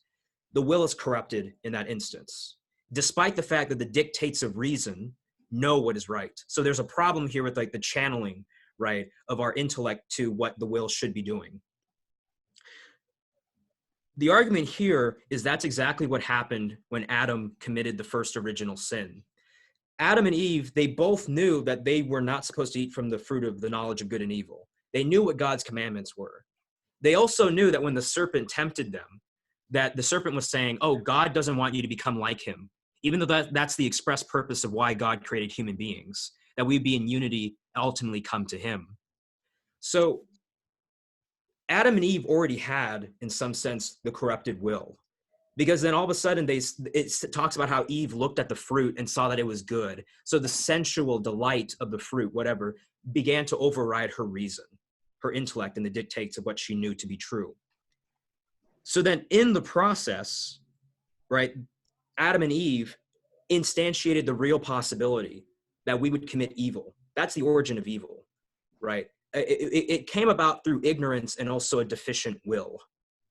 So what this basically means then is when we look at, for example, Aristotle's arguments, Aristotle says that we have to be habituated into virtue, right? So that we can become perfectly virtuous. We have to practice and learn and go through the pains of, having to learn virtue, exercising self-control.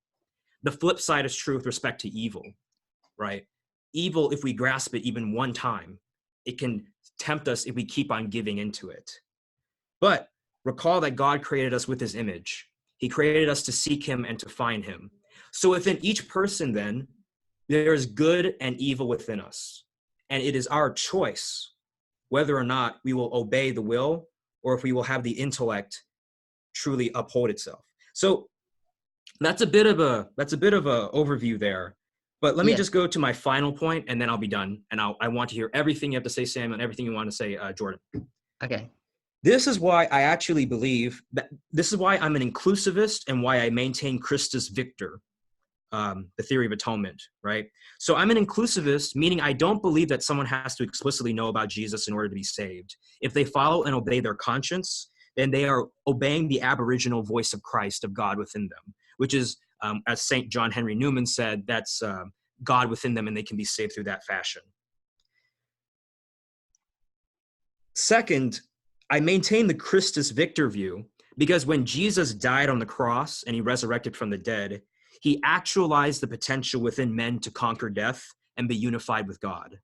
Remember Augustine's counterfactual distinction. It's not truly possible for someone to do something unless it is done, right? Unless it is done at some time in the timeline. So when Jesus resurrects from the dead, when he rises again, he shows that within men, we have the potential to be redeemed and to conquer death in accordance with God, when that inner voice of God awakens again and unites our intellect and will.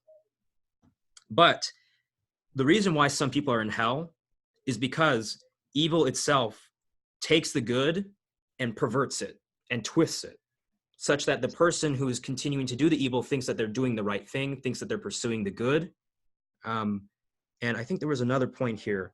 Hold on, let me see. Well, okay. I promise you this is the last thing I'm going to say, okay? So as that person, yeah, as the person pursues evil, even though they think it's good, right? What happens is the effects of original sin are fortified, just as the effects of virtue are fortified when we practice virtue. And it comes to the point in which that person takes the good and continues to pervert it, as Adam and Eve did in the beginning. Such that, I mean, that's why Augustine believed that in hell, people are inverted or turned in upon themselves, because they're taking the good and using it against themselves for evil. Let's see. So Vince Vitale, Robert Adams, and Aquinas all agree on this basic point that sometimes we get angry when we think about hell, because we think about, well, if that's the case, then God could have created a world where I didn't go to hell. But Robert Adams and Vince Vitale, they all agree that we are essentially like, there is no other world, right, in which you and I, let's say that like we go to hell in this life, supposing my view is true. There is no other world in which we could have potentially gone into heaven. Because the idea of Aquinas is that we are born with nature. So we're born with like a nature towards good or towards evil. And we also, in some sense, create ourselves. We create our identities. So there is no, I think Samuel has a secret sense that we have an inner true self that's trying to break free, which is true to some extent, but Aquinas believes, doctrine. Right. Aquinas believes that people can self-create themselves into damnation. And that's a full possibility. They can pervert the image of God within themselves. So I'm going to respond now. Yeah, I'll let Samuel respond. Quickly. My response is quick, then I'll let you go for as long as you want. What I would want to point out is just a few things. First, this isn't meant to be rude, but it's just my honest reaction when I hear it. The number of distinctions that are required in order to maintain a view of eternal conscious torment in itself is uncomfortable to me, because it does kind of have that sound of we had to create all of these distinctions after we were already committed to the view of eternal conscious torment in order to maintain it. I know that's not an argument in itself, but it does sometimes feel that way when that many distinctions have to be brought in. But I also respect Thomism a lot and respect the number of distinctions that they maintain pretty consistently. So it's not a big deal. The main point, though, the main issue I really do have with it comes down to the classical theism position that all evil can only exist as a privation of something good. And so with those people in hell, I do believe that there are people in hell, and I do believe that there is still something good there, just like you would agree. And the only way that you and I would really disagree on the metaphysics of the person in hell, I think, is that I just don't think that God created people in such a way that they can completely break themselves, such that fulfilling their final end becomes an impossibility at a certain point. I don't have a big fancy metaphysical argument for why that is true. It feels obvious to me that if God were to create a creature with a final end, it would always be possible for them to fulfill that final end. So going back to the match that you mentioned, sure, the match could get wet and become impossible to light, but for a proper creature that God created, not a man-made thing, it seems kind of just crazy to me to think that it could ever just totally break that badly. And that's honestly all that I really have to say. So I'll turn it over to Samuel. Okay, just to add and to really, I guess, to substantiate what you said, Jordan, because I agree with your intuitions, obviously. So, wait, can you hear me? Because I'm just not sure whether my... Okay, just to clarify, because I thought it was not working. Because anyway, I only have 2 points to what you said, Suan. The first is, well, they're related to each other, but it's interesting that you mentioned both Augustine and Jesus in the context of atonement. You know, the reason why is because I found it interesting is because my view is actually really Augustinian, ironically, in a sense. I just think that Augustine was inconsistent. And then this is how this relates to my second view. So my second point about Jesus, which is that Jesus is an example of a fully human person who yet could not sin, right? Similarly, those who are in heaven are examples of those who are fully human, fully free, and yet they cannot sin. You know, as Augustine says, non posse peccare. You know, they're not able to sin. And so the question I have for you essentially is, well, I'll get to the question in a second, but I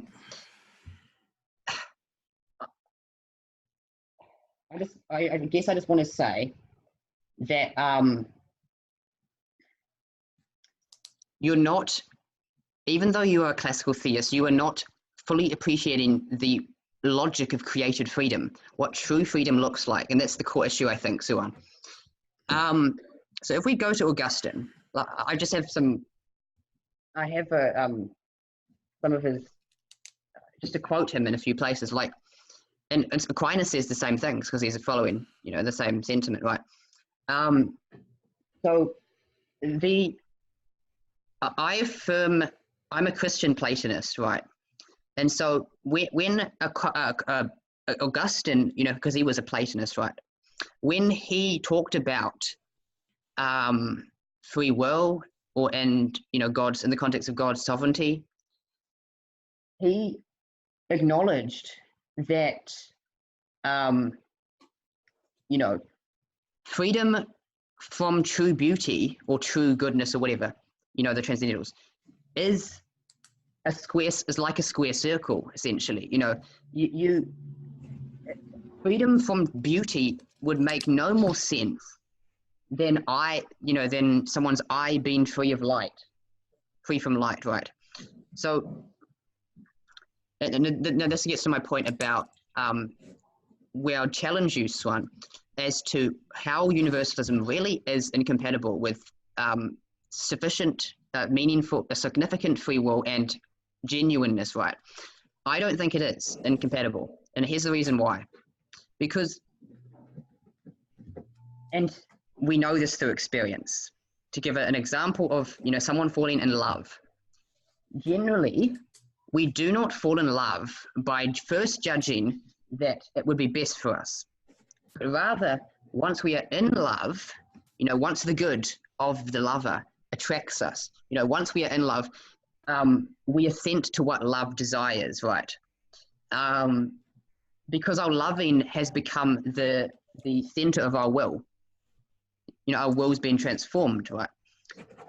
By being attracted by the other, right? And so falling in love determines rather than is determined by our free choice, right? Wait, and repeat that again one last time. I said, falling in love is determines rather than is determined by our free choice. So, and we know, you know, every happy lover, you know, you see, you know, through experience, you know, welcomes this and finds it to be an enhancement of their love rather than an impairment of their freedom, right? And so, and now to quote Augustine, because my view is really not deterministic in the, you know, the negative sense which people usually think of. Rather, my view is, I think, the Orthodox Christian view of synergism, you know, have, which can be illustrated with this quote from Augustine where he says, the choice of the will is not taken away, but helped, you know, so the choice of the will is not taken away by being helped, assisted, right? That's synergism, you know, God and humans work together, synergetic, you know, working together, right? And so or as Augustine also says, echoing Paul, he asks, do we by grace make free will empty or void? Not at all. Rather, by grace, we establish free will, right?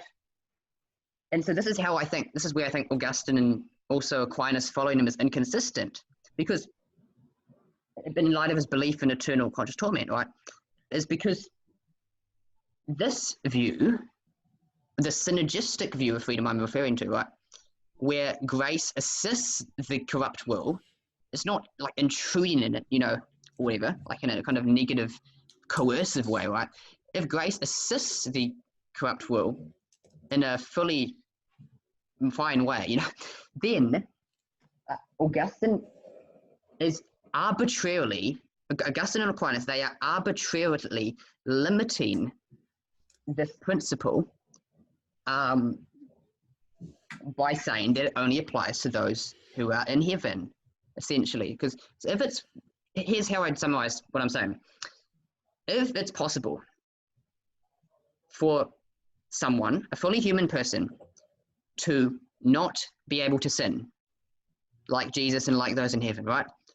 Then why arbitrarily limit that principle to those in heaven? Why? This is ironically, why within the resources of the Catholic and the Thomistic tradition, which follows Augustine, right? And you can make a really good argument to show the incoherence of maintaining, on the one hand, this Augustinian classical theistic image, of God and human nature, right? But also, on the other hand, maintaining ECT. It's because, and here's my summary statement. It's for the exact same reason that no one could merit grace. None of us merit grace because we are not God of our essence, right? Our being is derived from God, right? We are utterly dependent on God for existence. And it's precisely the reason why we do not merit grace or goodness from God. That is the same reason why we could never even possibly merit or deserve eternal punishment. Both of those things are unjust in their own ways, right? Because both the idea of God assisting someone, in grace, is unjust in the sense that it is showing mercy as opposed to, justice or whatever.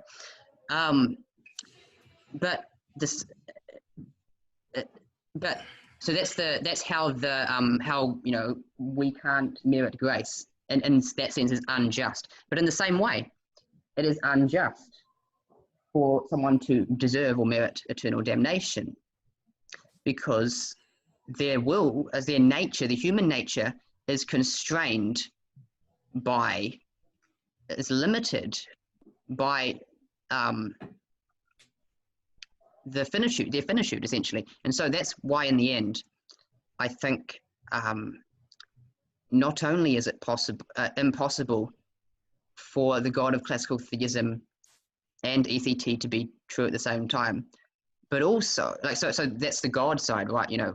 But also from the human side, it makes the idea of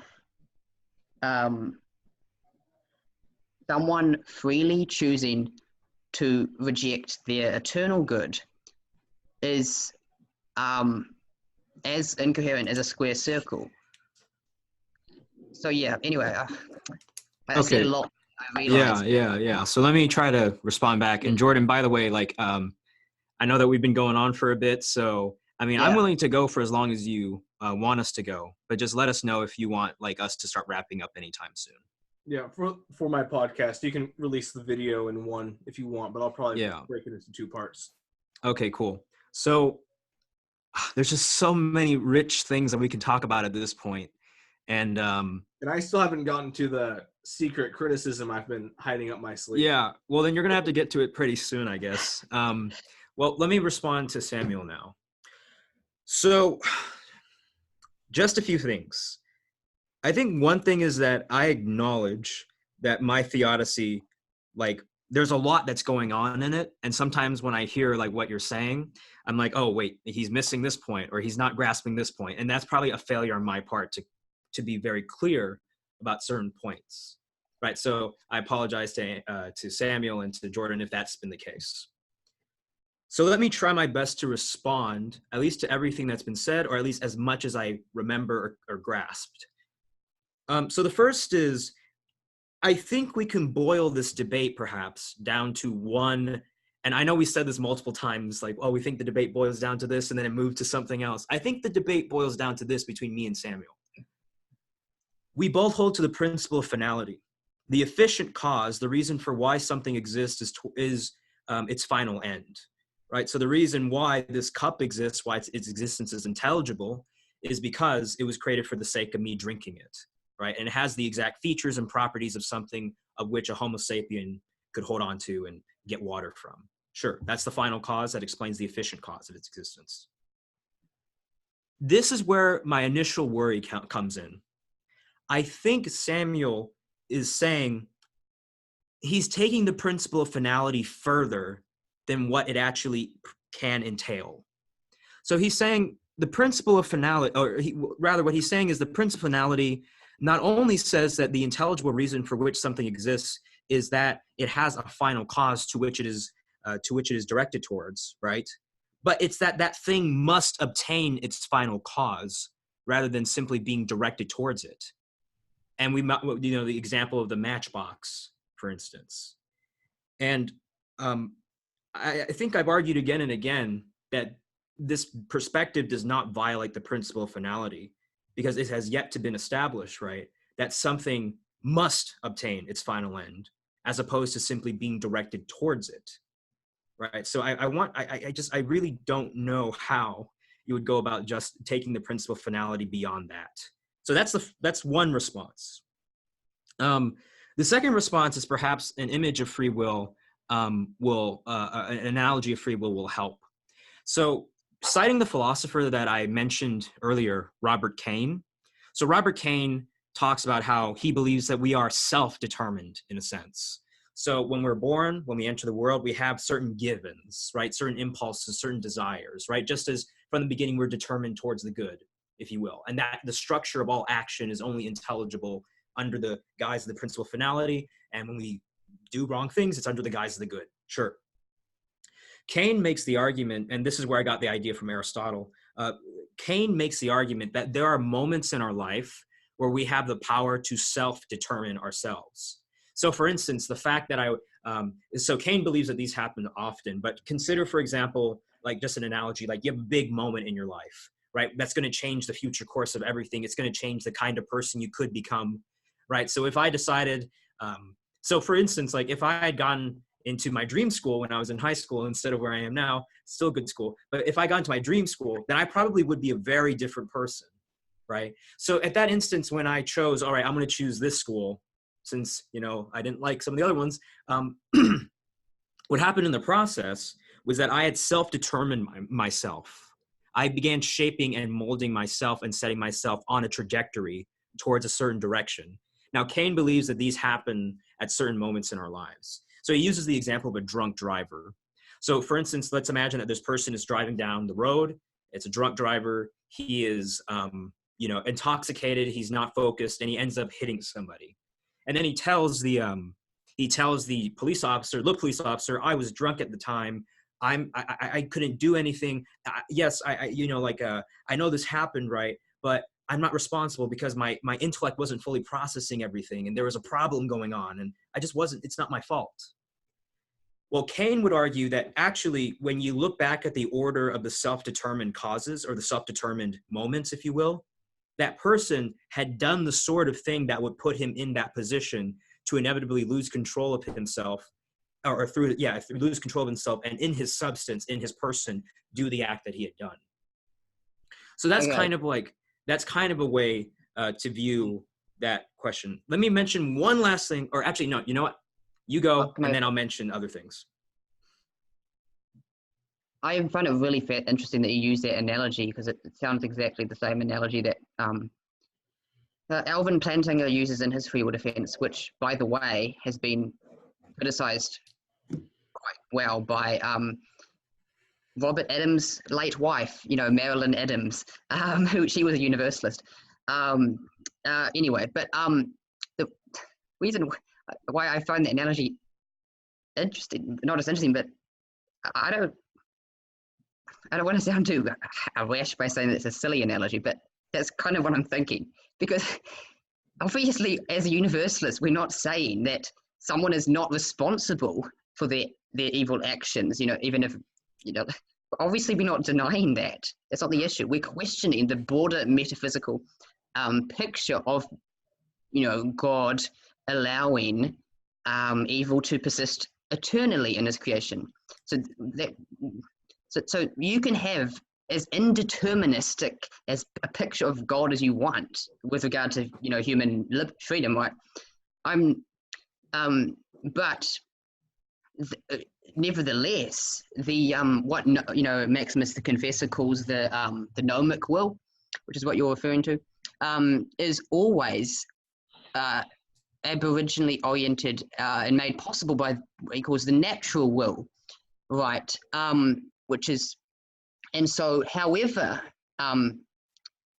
you can give this kind of deliberative liberty or gnomic free will, as much scope as you want, but still, it's still ordered in some sense, even if very defectively, ordered by the antecedent, the aboriginal of natural will towards God, the good, right? And so this is the key issue. And I still haven't not to sound too harsh, Swan, but I haven't received a direct answer from you back. This is my essential question I want to ask you. Sure, which is that why is it and why is your image of giving humans significant freedom and genuineness, why is that necessarily incompatible with universalism, with God saving all in the end? I don't see that. I don't see any incompatibility at all between the two.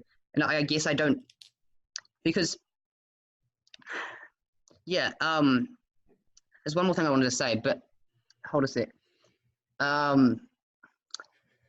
Because I think that's what it comes down to, is for you, it seems like universalism is deterministic. If God, determined everyone to be saved in the end, but I mean, I guess I couldn't provide perfect comfort if it sounds deterministic, because even if it sounds it, that's not. It isn't actually. I've tried to clarify many times that the universalist picture of God, at least how I'm advocating it, is synergistic in the sense that God and humans work together. Humans have a significant degree of free will and freedom to do whatever the heck they want, sure, but there's still that determination. In order for a choice to be free, in order for free will to exist in the first place, there needs to be God sustaining and creating that person freely choosing whatever, right? And so to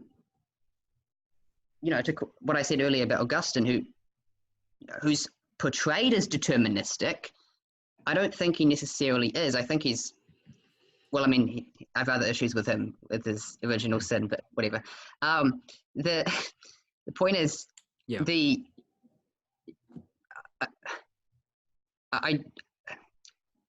Well, okay, so here's what I'm thinking, Samuel. Let me try to address your question directly, and then I'll hear Jordan's last kind of secret objection, and then how about after that we wrap up? Is that okay? Because I want to be sensitive to people's times, and it seems as if almost I mean, Yeah. this is for the audience to decide, but it seems like we've hit bedrock almost. Or at least as far as it will go this time. Okay. So Samuel's essential question is, why is the picture of freedom that I portrayed incompatible with universalism? That's the essential question. And here is why it is incompatible. When I talked about genuineness and the rigging problem, remember I talked about how when God chooses which world he's going to instantiate, let's say all these worlds have different histories, ranges of evil and good that could happen. I believe that God will choose the world in which there is maximal good and maximal evil, not because it's an arbitrary choice, but because by virtue of self-determination, if someone continues to self-determine themselves against the good or to invert and pervert the good, then logically speaking, the action can continue into eternal rejection forever. Likewise, in the case of someone who self-determines themselves towards the good, even if they're imperfect, but they nonetheless trust in God and find unity in him, they can also be self-determined eternally towards eternal bliss. So the argument that I'm making is that on the universalist picture, you have to somehow limit or have God limit the potential for someone to continuously self-determine themselves in eternal rejection of him. And that's why I say that's why you have the maximal range of good and evil. Now, going back to the drunk driver example, right, just to kind of hit on this point again, the point of the drunk driver example was not necessarily responsibility. Well, it could be, but it's to show that, for example, you might argue, well, look, someone is not free if they're in hell forever, right? Or if like they're when they perform the evil act or whatever, they're just not fully, they're insane. They're not in control of themselves. They're not culpable to some extent, right? Well, the thing is, with the point about the drunk driver, we can reference his past self-determining actions, as I believe it was, who did I say it was? It was the philosopher Robert Cain, yeah, who talked about the self-determining moments that we have that led to that eventual point. So hence, remember, like the scholastic principle, action follows being. The action that was produced in that process came from that being, and hence he is responsible or held accountable for it because he had self-determined himself in those moments in that direction. Okay. It's just Hold on. Let me try to get one last thing, and I'll give you the last word. I promise. I mean, and the thing is that what I've been trying to show is something like what Alvin Plantinga originally did with the against Mackey, which was the possibility proof, right? So if it's possible that my picture is correct, then the stronger claim is going to have to go, which is that classical theism entails universalism. I'm saying that I'm offering you a picture with all the principles of classical theism, all the bits and pieces that actually is a coherent picture that leads to ECT and not into universalism. So hence I'm saying classical theism does not entail universalism. That's the argument that I'm making, and it's a possibility proof. If it's possible, then like the logical problem of evil, it does not follow from the conclusions, from the premises rather. The last thing I'm going to say is this. You and I both agree that no one can escape the good, right? It's just inescapable. It's inevitable. It's just, you can't get out of it. You can't avoid it.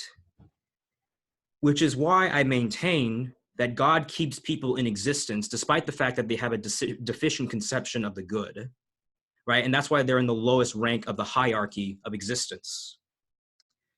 Moreover, I think I should have emphasized this point more clearly, but Vince Vitale makes this point that it's really like, we often get angry when we think about hell because we think about, well, what if God could have created a version of me, right? Well, is there a version of me that could have made it into heaven? And the answer is, like, if you're not going to heaven, there is not a version of you that's going to heaven.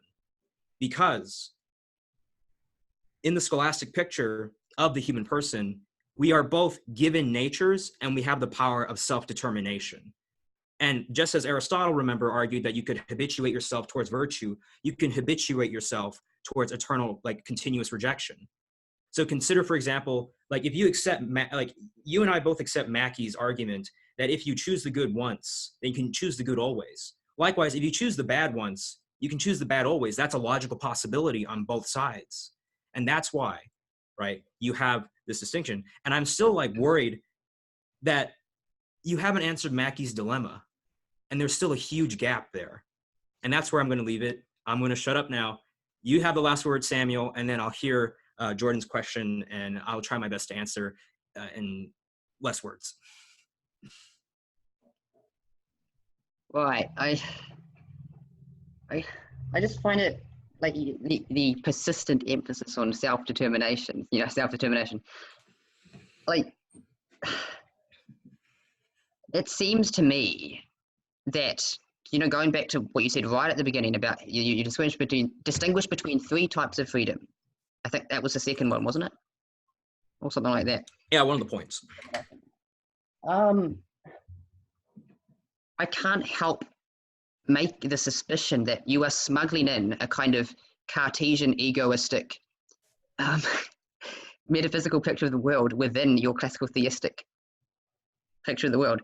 By which I mean that when you're so over-concerned about the autonomy of a person, their self-determination, so their freedom to self-determine their eternal destiny forever, by doing that, you are unintentionally, inadvertently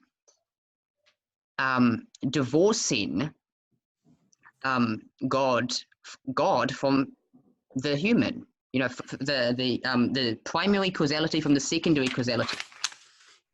Because in your last response, the thing that I was about to butt in before you continued was I was going to say that yes, Suan, that's all secondary causality. I'm not talking about secondary causality. I'm talking about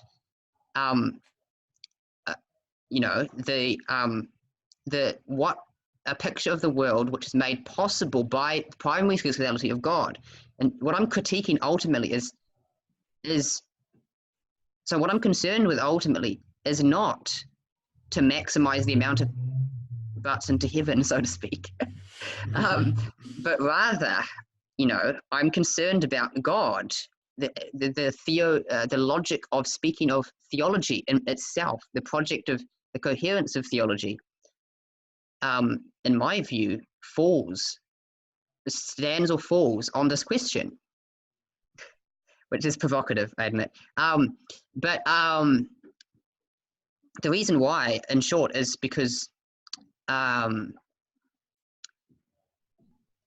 if we can't say, we can't bluntly admit that an eternal conscious torment hell goes against all of our moral intuitions, then, but not just that, also, if at the point of asking, why it is necessary for human liberty to be so expansive as for it to be possible that they could eternally damn themselves, if upon asking that question, you just reiterate because self-determination. That's a circular argument. And so that's why I think, to put it bluntly, you haven't answered, even though, while you may think that I haven't answered Mackey's dilemma, or, I think that you haven't addressed the fundamental issue, which is an issue of theology, about language of speaking about God, the coherence of that project in the first place, falls, I think, if by analogy you can't say that, if a human father permitting this state of affairs by analogy is unjust, therefore for God, as I think I'll finish here, quoting Jesus, if you, Jesus asks in Matthew and Luke, if you who are wicked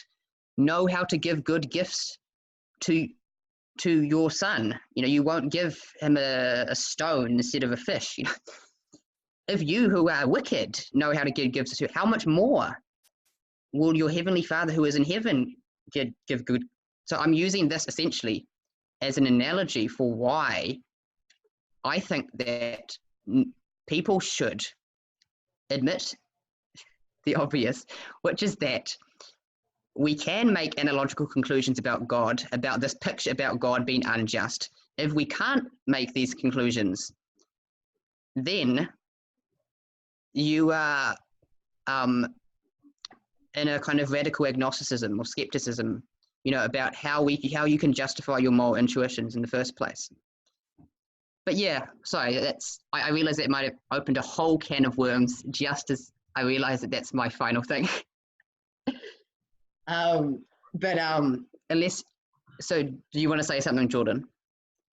Yeah, I think it'd be good to try to summarize some things so far. I'm so excited for the secret objection.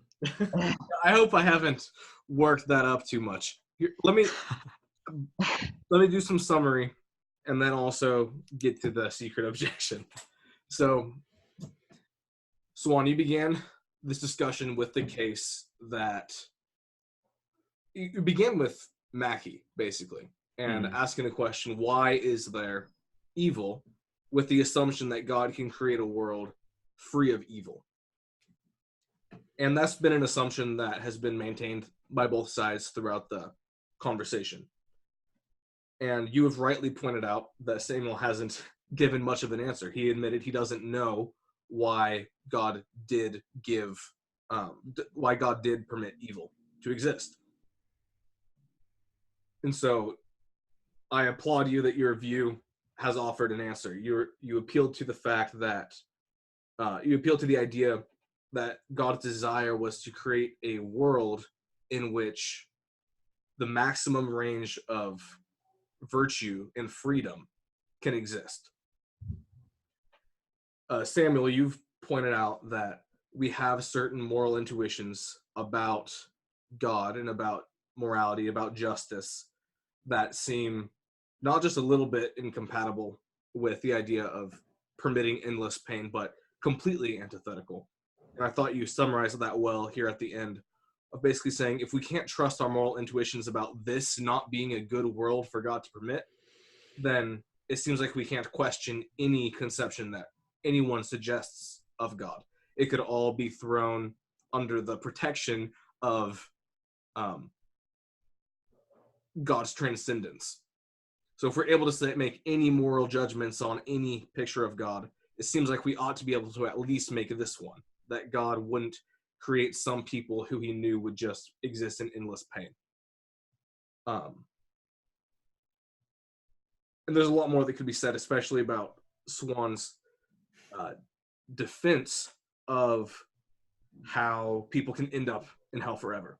And that basically has to do with them self-determining, taking actions where step by step they pervert themselves. They change who they are to the point where they are no longer capable of seeing the light, seeing God as truly good. They get to the point where they just, I think of Isaiah, I think it's chapter 5, woe to those who call light darkness and darkness light.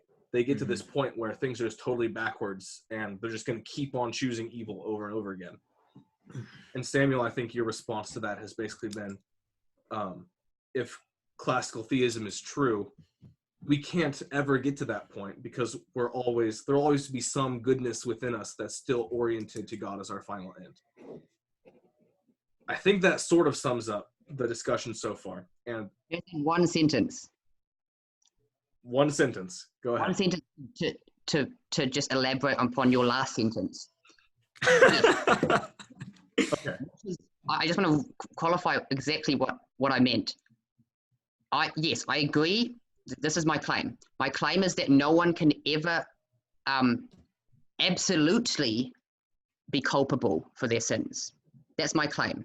And absolutely or infinitely culpable. And because of their inherent finitude. So that's, in my view, an undercutting defeater for your view, Suan. Well, is because he wouldn't, I don't personally think that's a relevant objection because he doesn't think it's one of God imposing it upon them. It's something they've done to themselves. So let me finish my summary. Okay. Well, actually, I did finish my summary. What I want to turn to now is just this final question or thought. So Swan, you mentioned a two-world theodicy, and what marks the first world is that there's this maximum range of good and evil. What marks the second world is that it is free from evil. And so I mentioned the idea at one point of, if God had just created world 2, it'd be kind of a thinner goodness. It wouldn't be filled with people who have overcome the trauma of going through war, of requiring forgiveness of sin, of requiring reconciliation. Like, all of these great things that make life worth living wouldn't be there. It would just be this gray, pale, flat goodness, which isn't that exciting. Now, I would just submit that I think universalism provides the fullest goodness in the end, in that second world, because not only would some of those sins, some of those evils been overcome, but all of them would be. And I would just question whether we actually ever get to world 2 on your picture. If the torment is eternal, then there never is world 2 where it is free from evil. So there may have been a misunderstanding, but if I understood you correctly, it seems like you haven't answered Mackey's objection fully either, because we never get to the point of world 2 being free from evil, because there's always somewhere in reality evil. So I actually agree with you. I think that your solution to Mackey's problem of positing two worlds and saying that this world needs the good and the evil, like that's why God made it, I think that made perfect sense. I was actually like quite moved while hearing you describe that. I just actually think that universalism finishes that story better. All right, so since I made that new objection, I'll give you time to respond to it.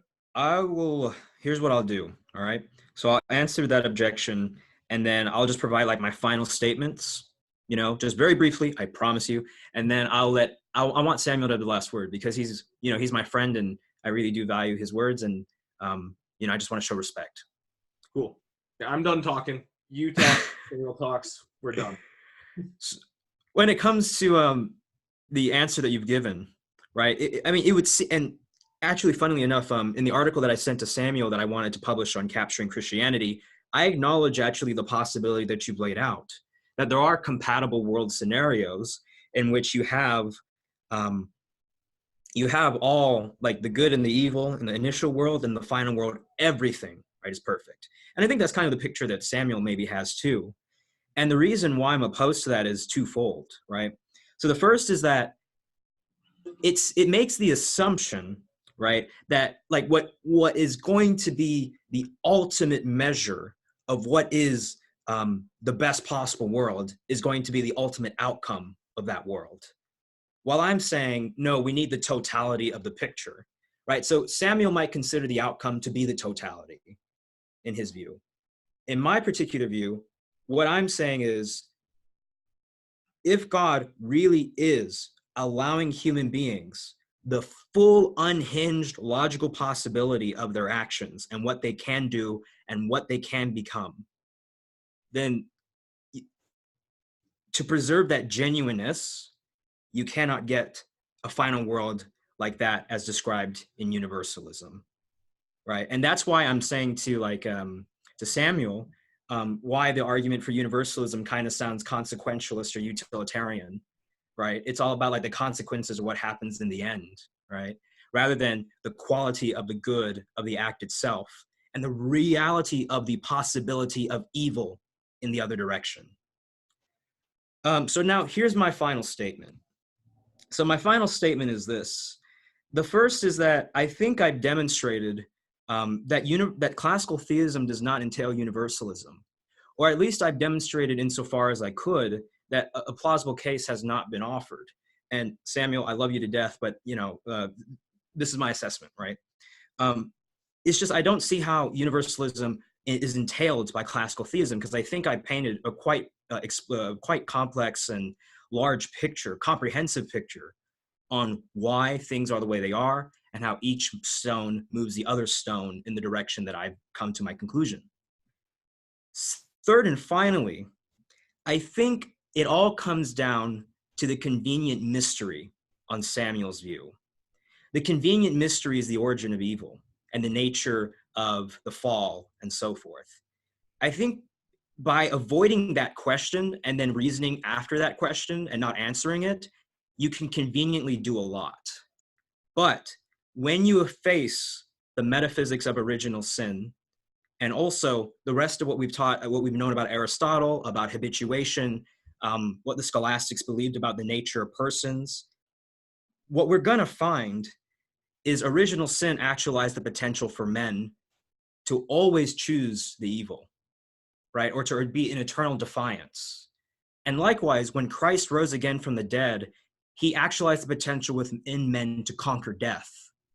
And within us, we have the good, but we also have this deficiency that we've inherited from Adam, right? Because he instantiated that possibility. And that's why we remain in existence, because there will always be that bit of God in us.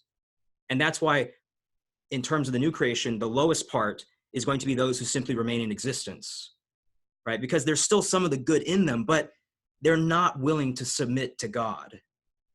And I don't think you've demonstrated that the principle of finality entails that each thing with a final cause must obtain the final cause in order to have an intelligible existence. And if it is not the case that an object must obtain its final cause to have an intelligible existence, it can have an eternal, intelligible existence in which it does not obtain its final cause. And that's where I'll close the argument. Okay, I'll just respond to like two of your points, I think. The consequentialist accusation, but also the second, sorry, I've just forgotten. Your last point was, what was it again? It was the principle of finality. Oh, yeah. Firstly, no, I'm not making a consequentialist argument.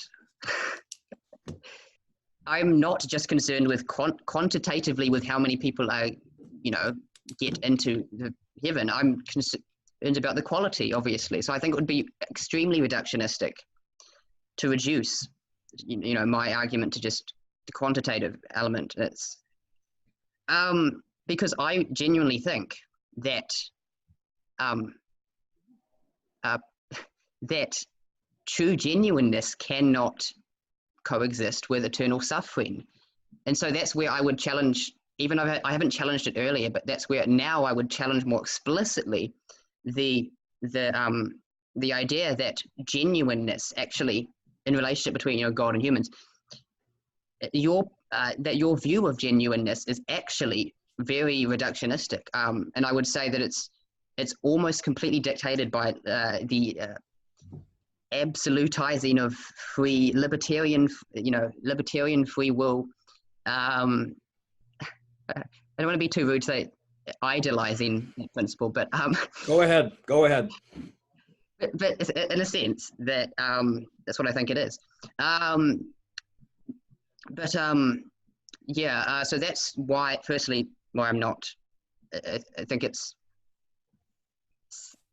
slightly disingenuous to say that my universalism is not concerned with quality of life. That's not what I argued. I'm certainly arguing the opposite, which is that it's better quality on universalism. To add to what Jordan said about in his previous response, and now the last. This is related actually. The last point about final. What was the phrase you used? Final print. The principle of finality. Principle of finality, or whatever. By which you mean, I think, just the idea of how, we are oriented. We have a natural will towards the good, even if we don't choose the good. Is that what you mean? Yeah, sure. I'll clarify.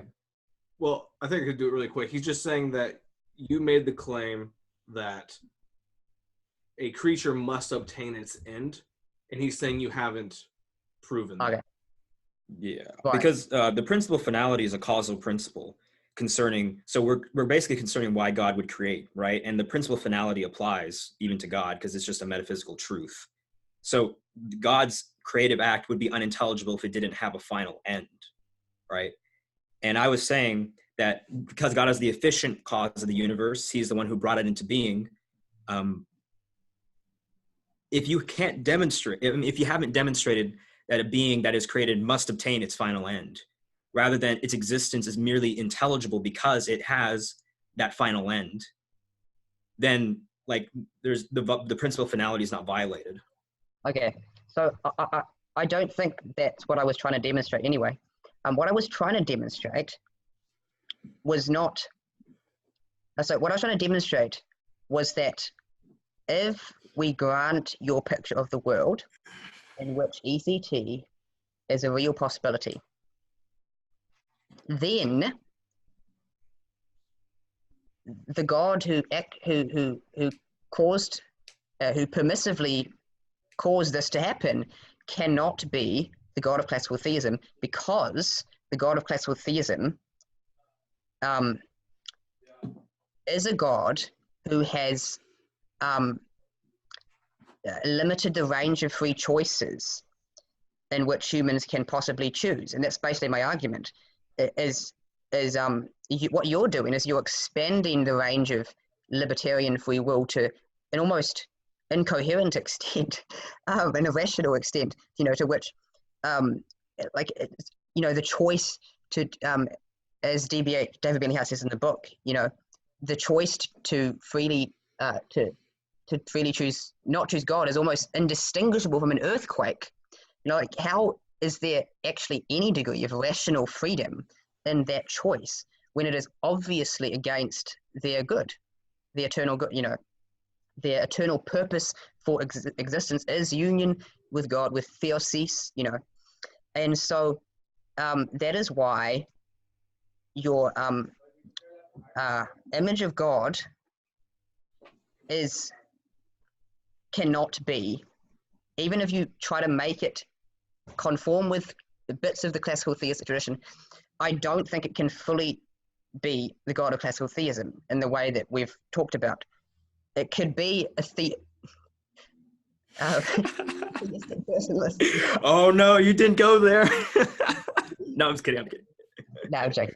But I hope you at least understand a little bit more what I was trying to say. Like, my argument about it was like critiquing the coherence of your picture of God based on the logic of created freedom. That was kind of what I was trying to argue about. To me, like, the argument was complicated by including the implications about what the God must be like. It sounds like your core issue really is with his conception of human freedom. Yeah, I think so. Okay. We should have focused on that a little bit more. Maybe we can do that later. Yeah. Another time, you mean? Yes. Yeah, so with that said, for those who are listening or watching, it does sound like one of the core issues that we've discovered is that one's view of human freedom really plays a key role in this discussion. We thought that issues like justice and things like that were going to be a big factor, and we actually didn't touch on them that much because you guys actually agreed pretty quickly that a retributive view of eternal hell wasn't satisfactory. Maybe with two different people, that would have been where the debate focused, but with you guys, it really does come down to your view of what human freedom looks like. And specifically, I think, the range of choices that are available for human beings. So hopefully you all who are listening are just as confused as we are. All right. Thank you guys again for coming on and for this awesome discussion, but we should finish now. All right. Thank you, Jordan. And thank you, Samuel. Thank you. See you guys.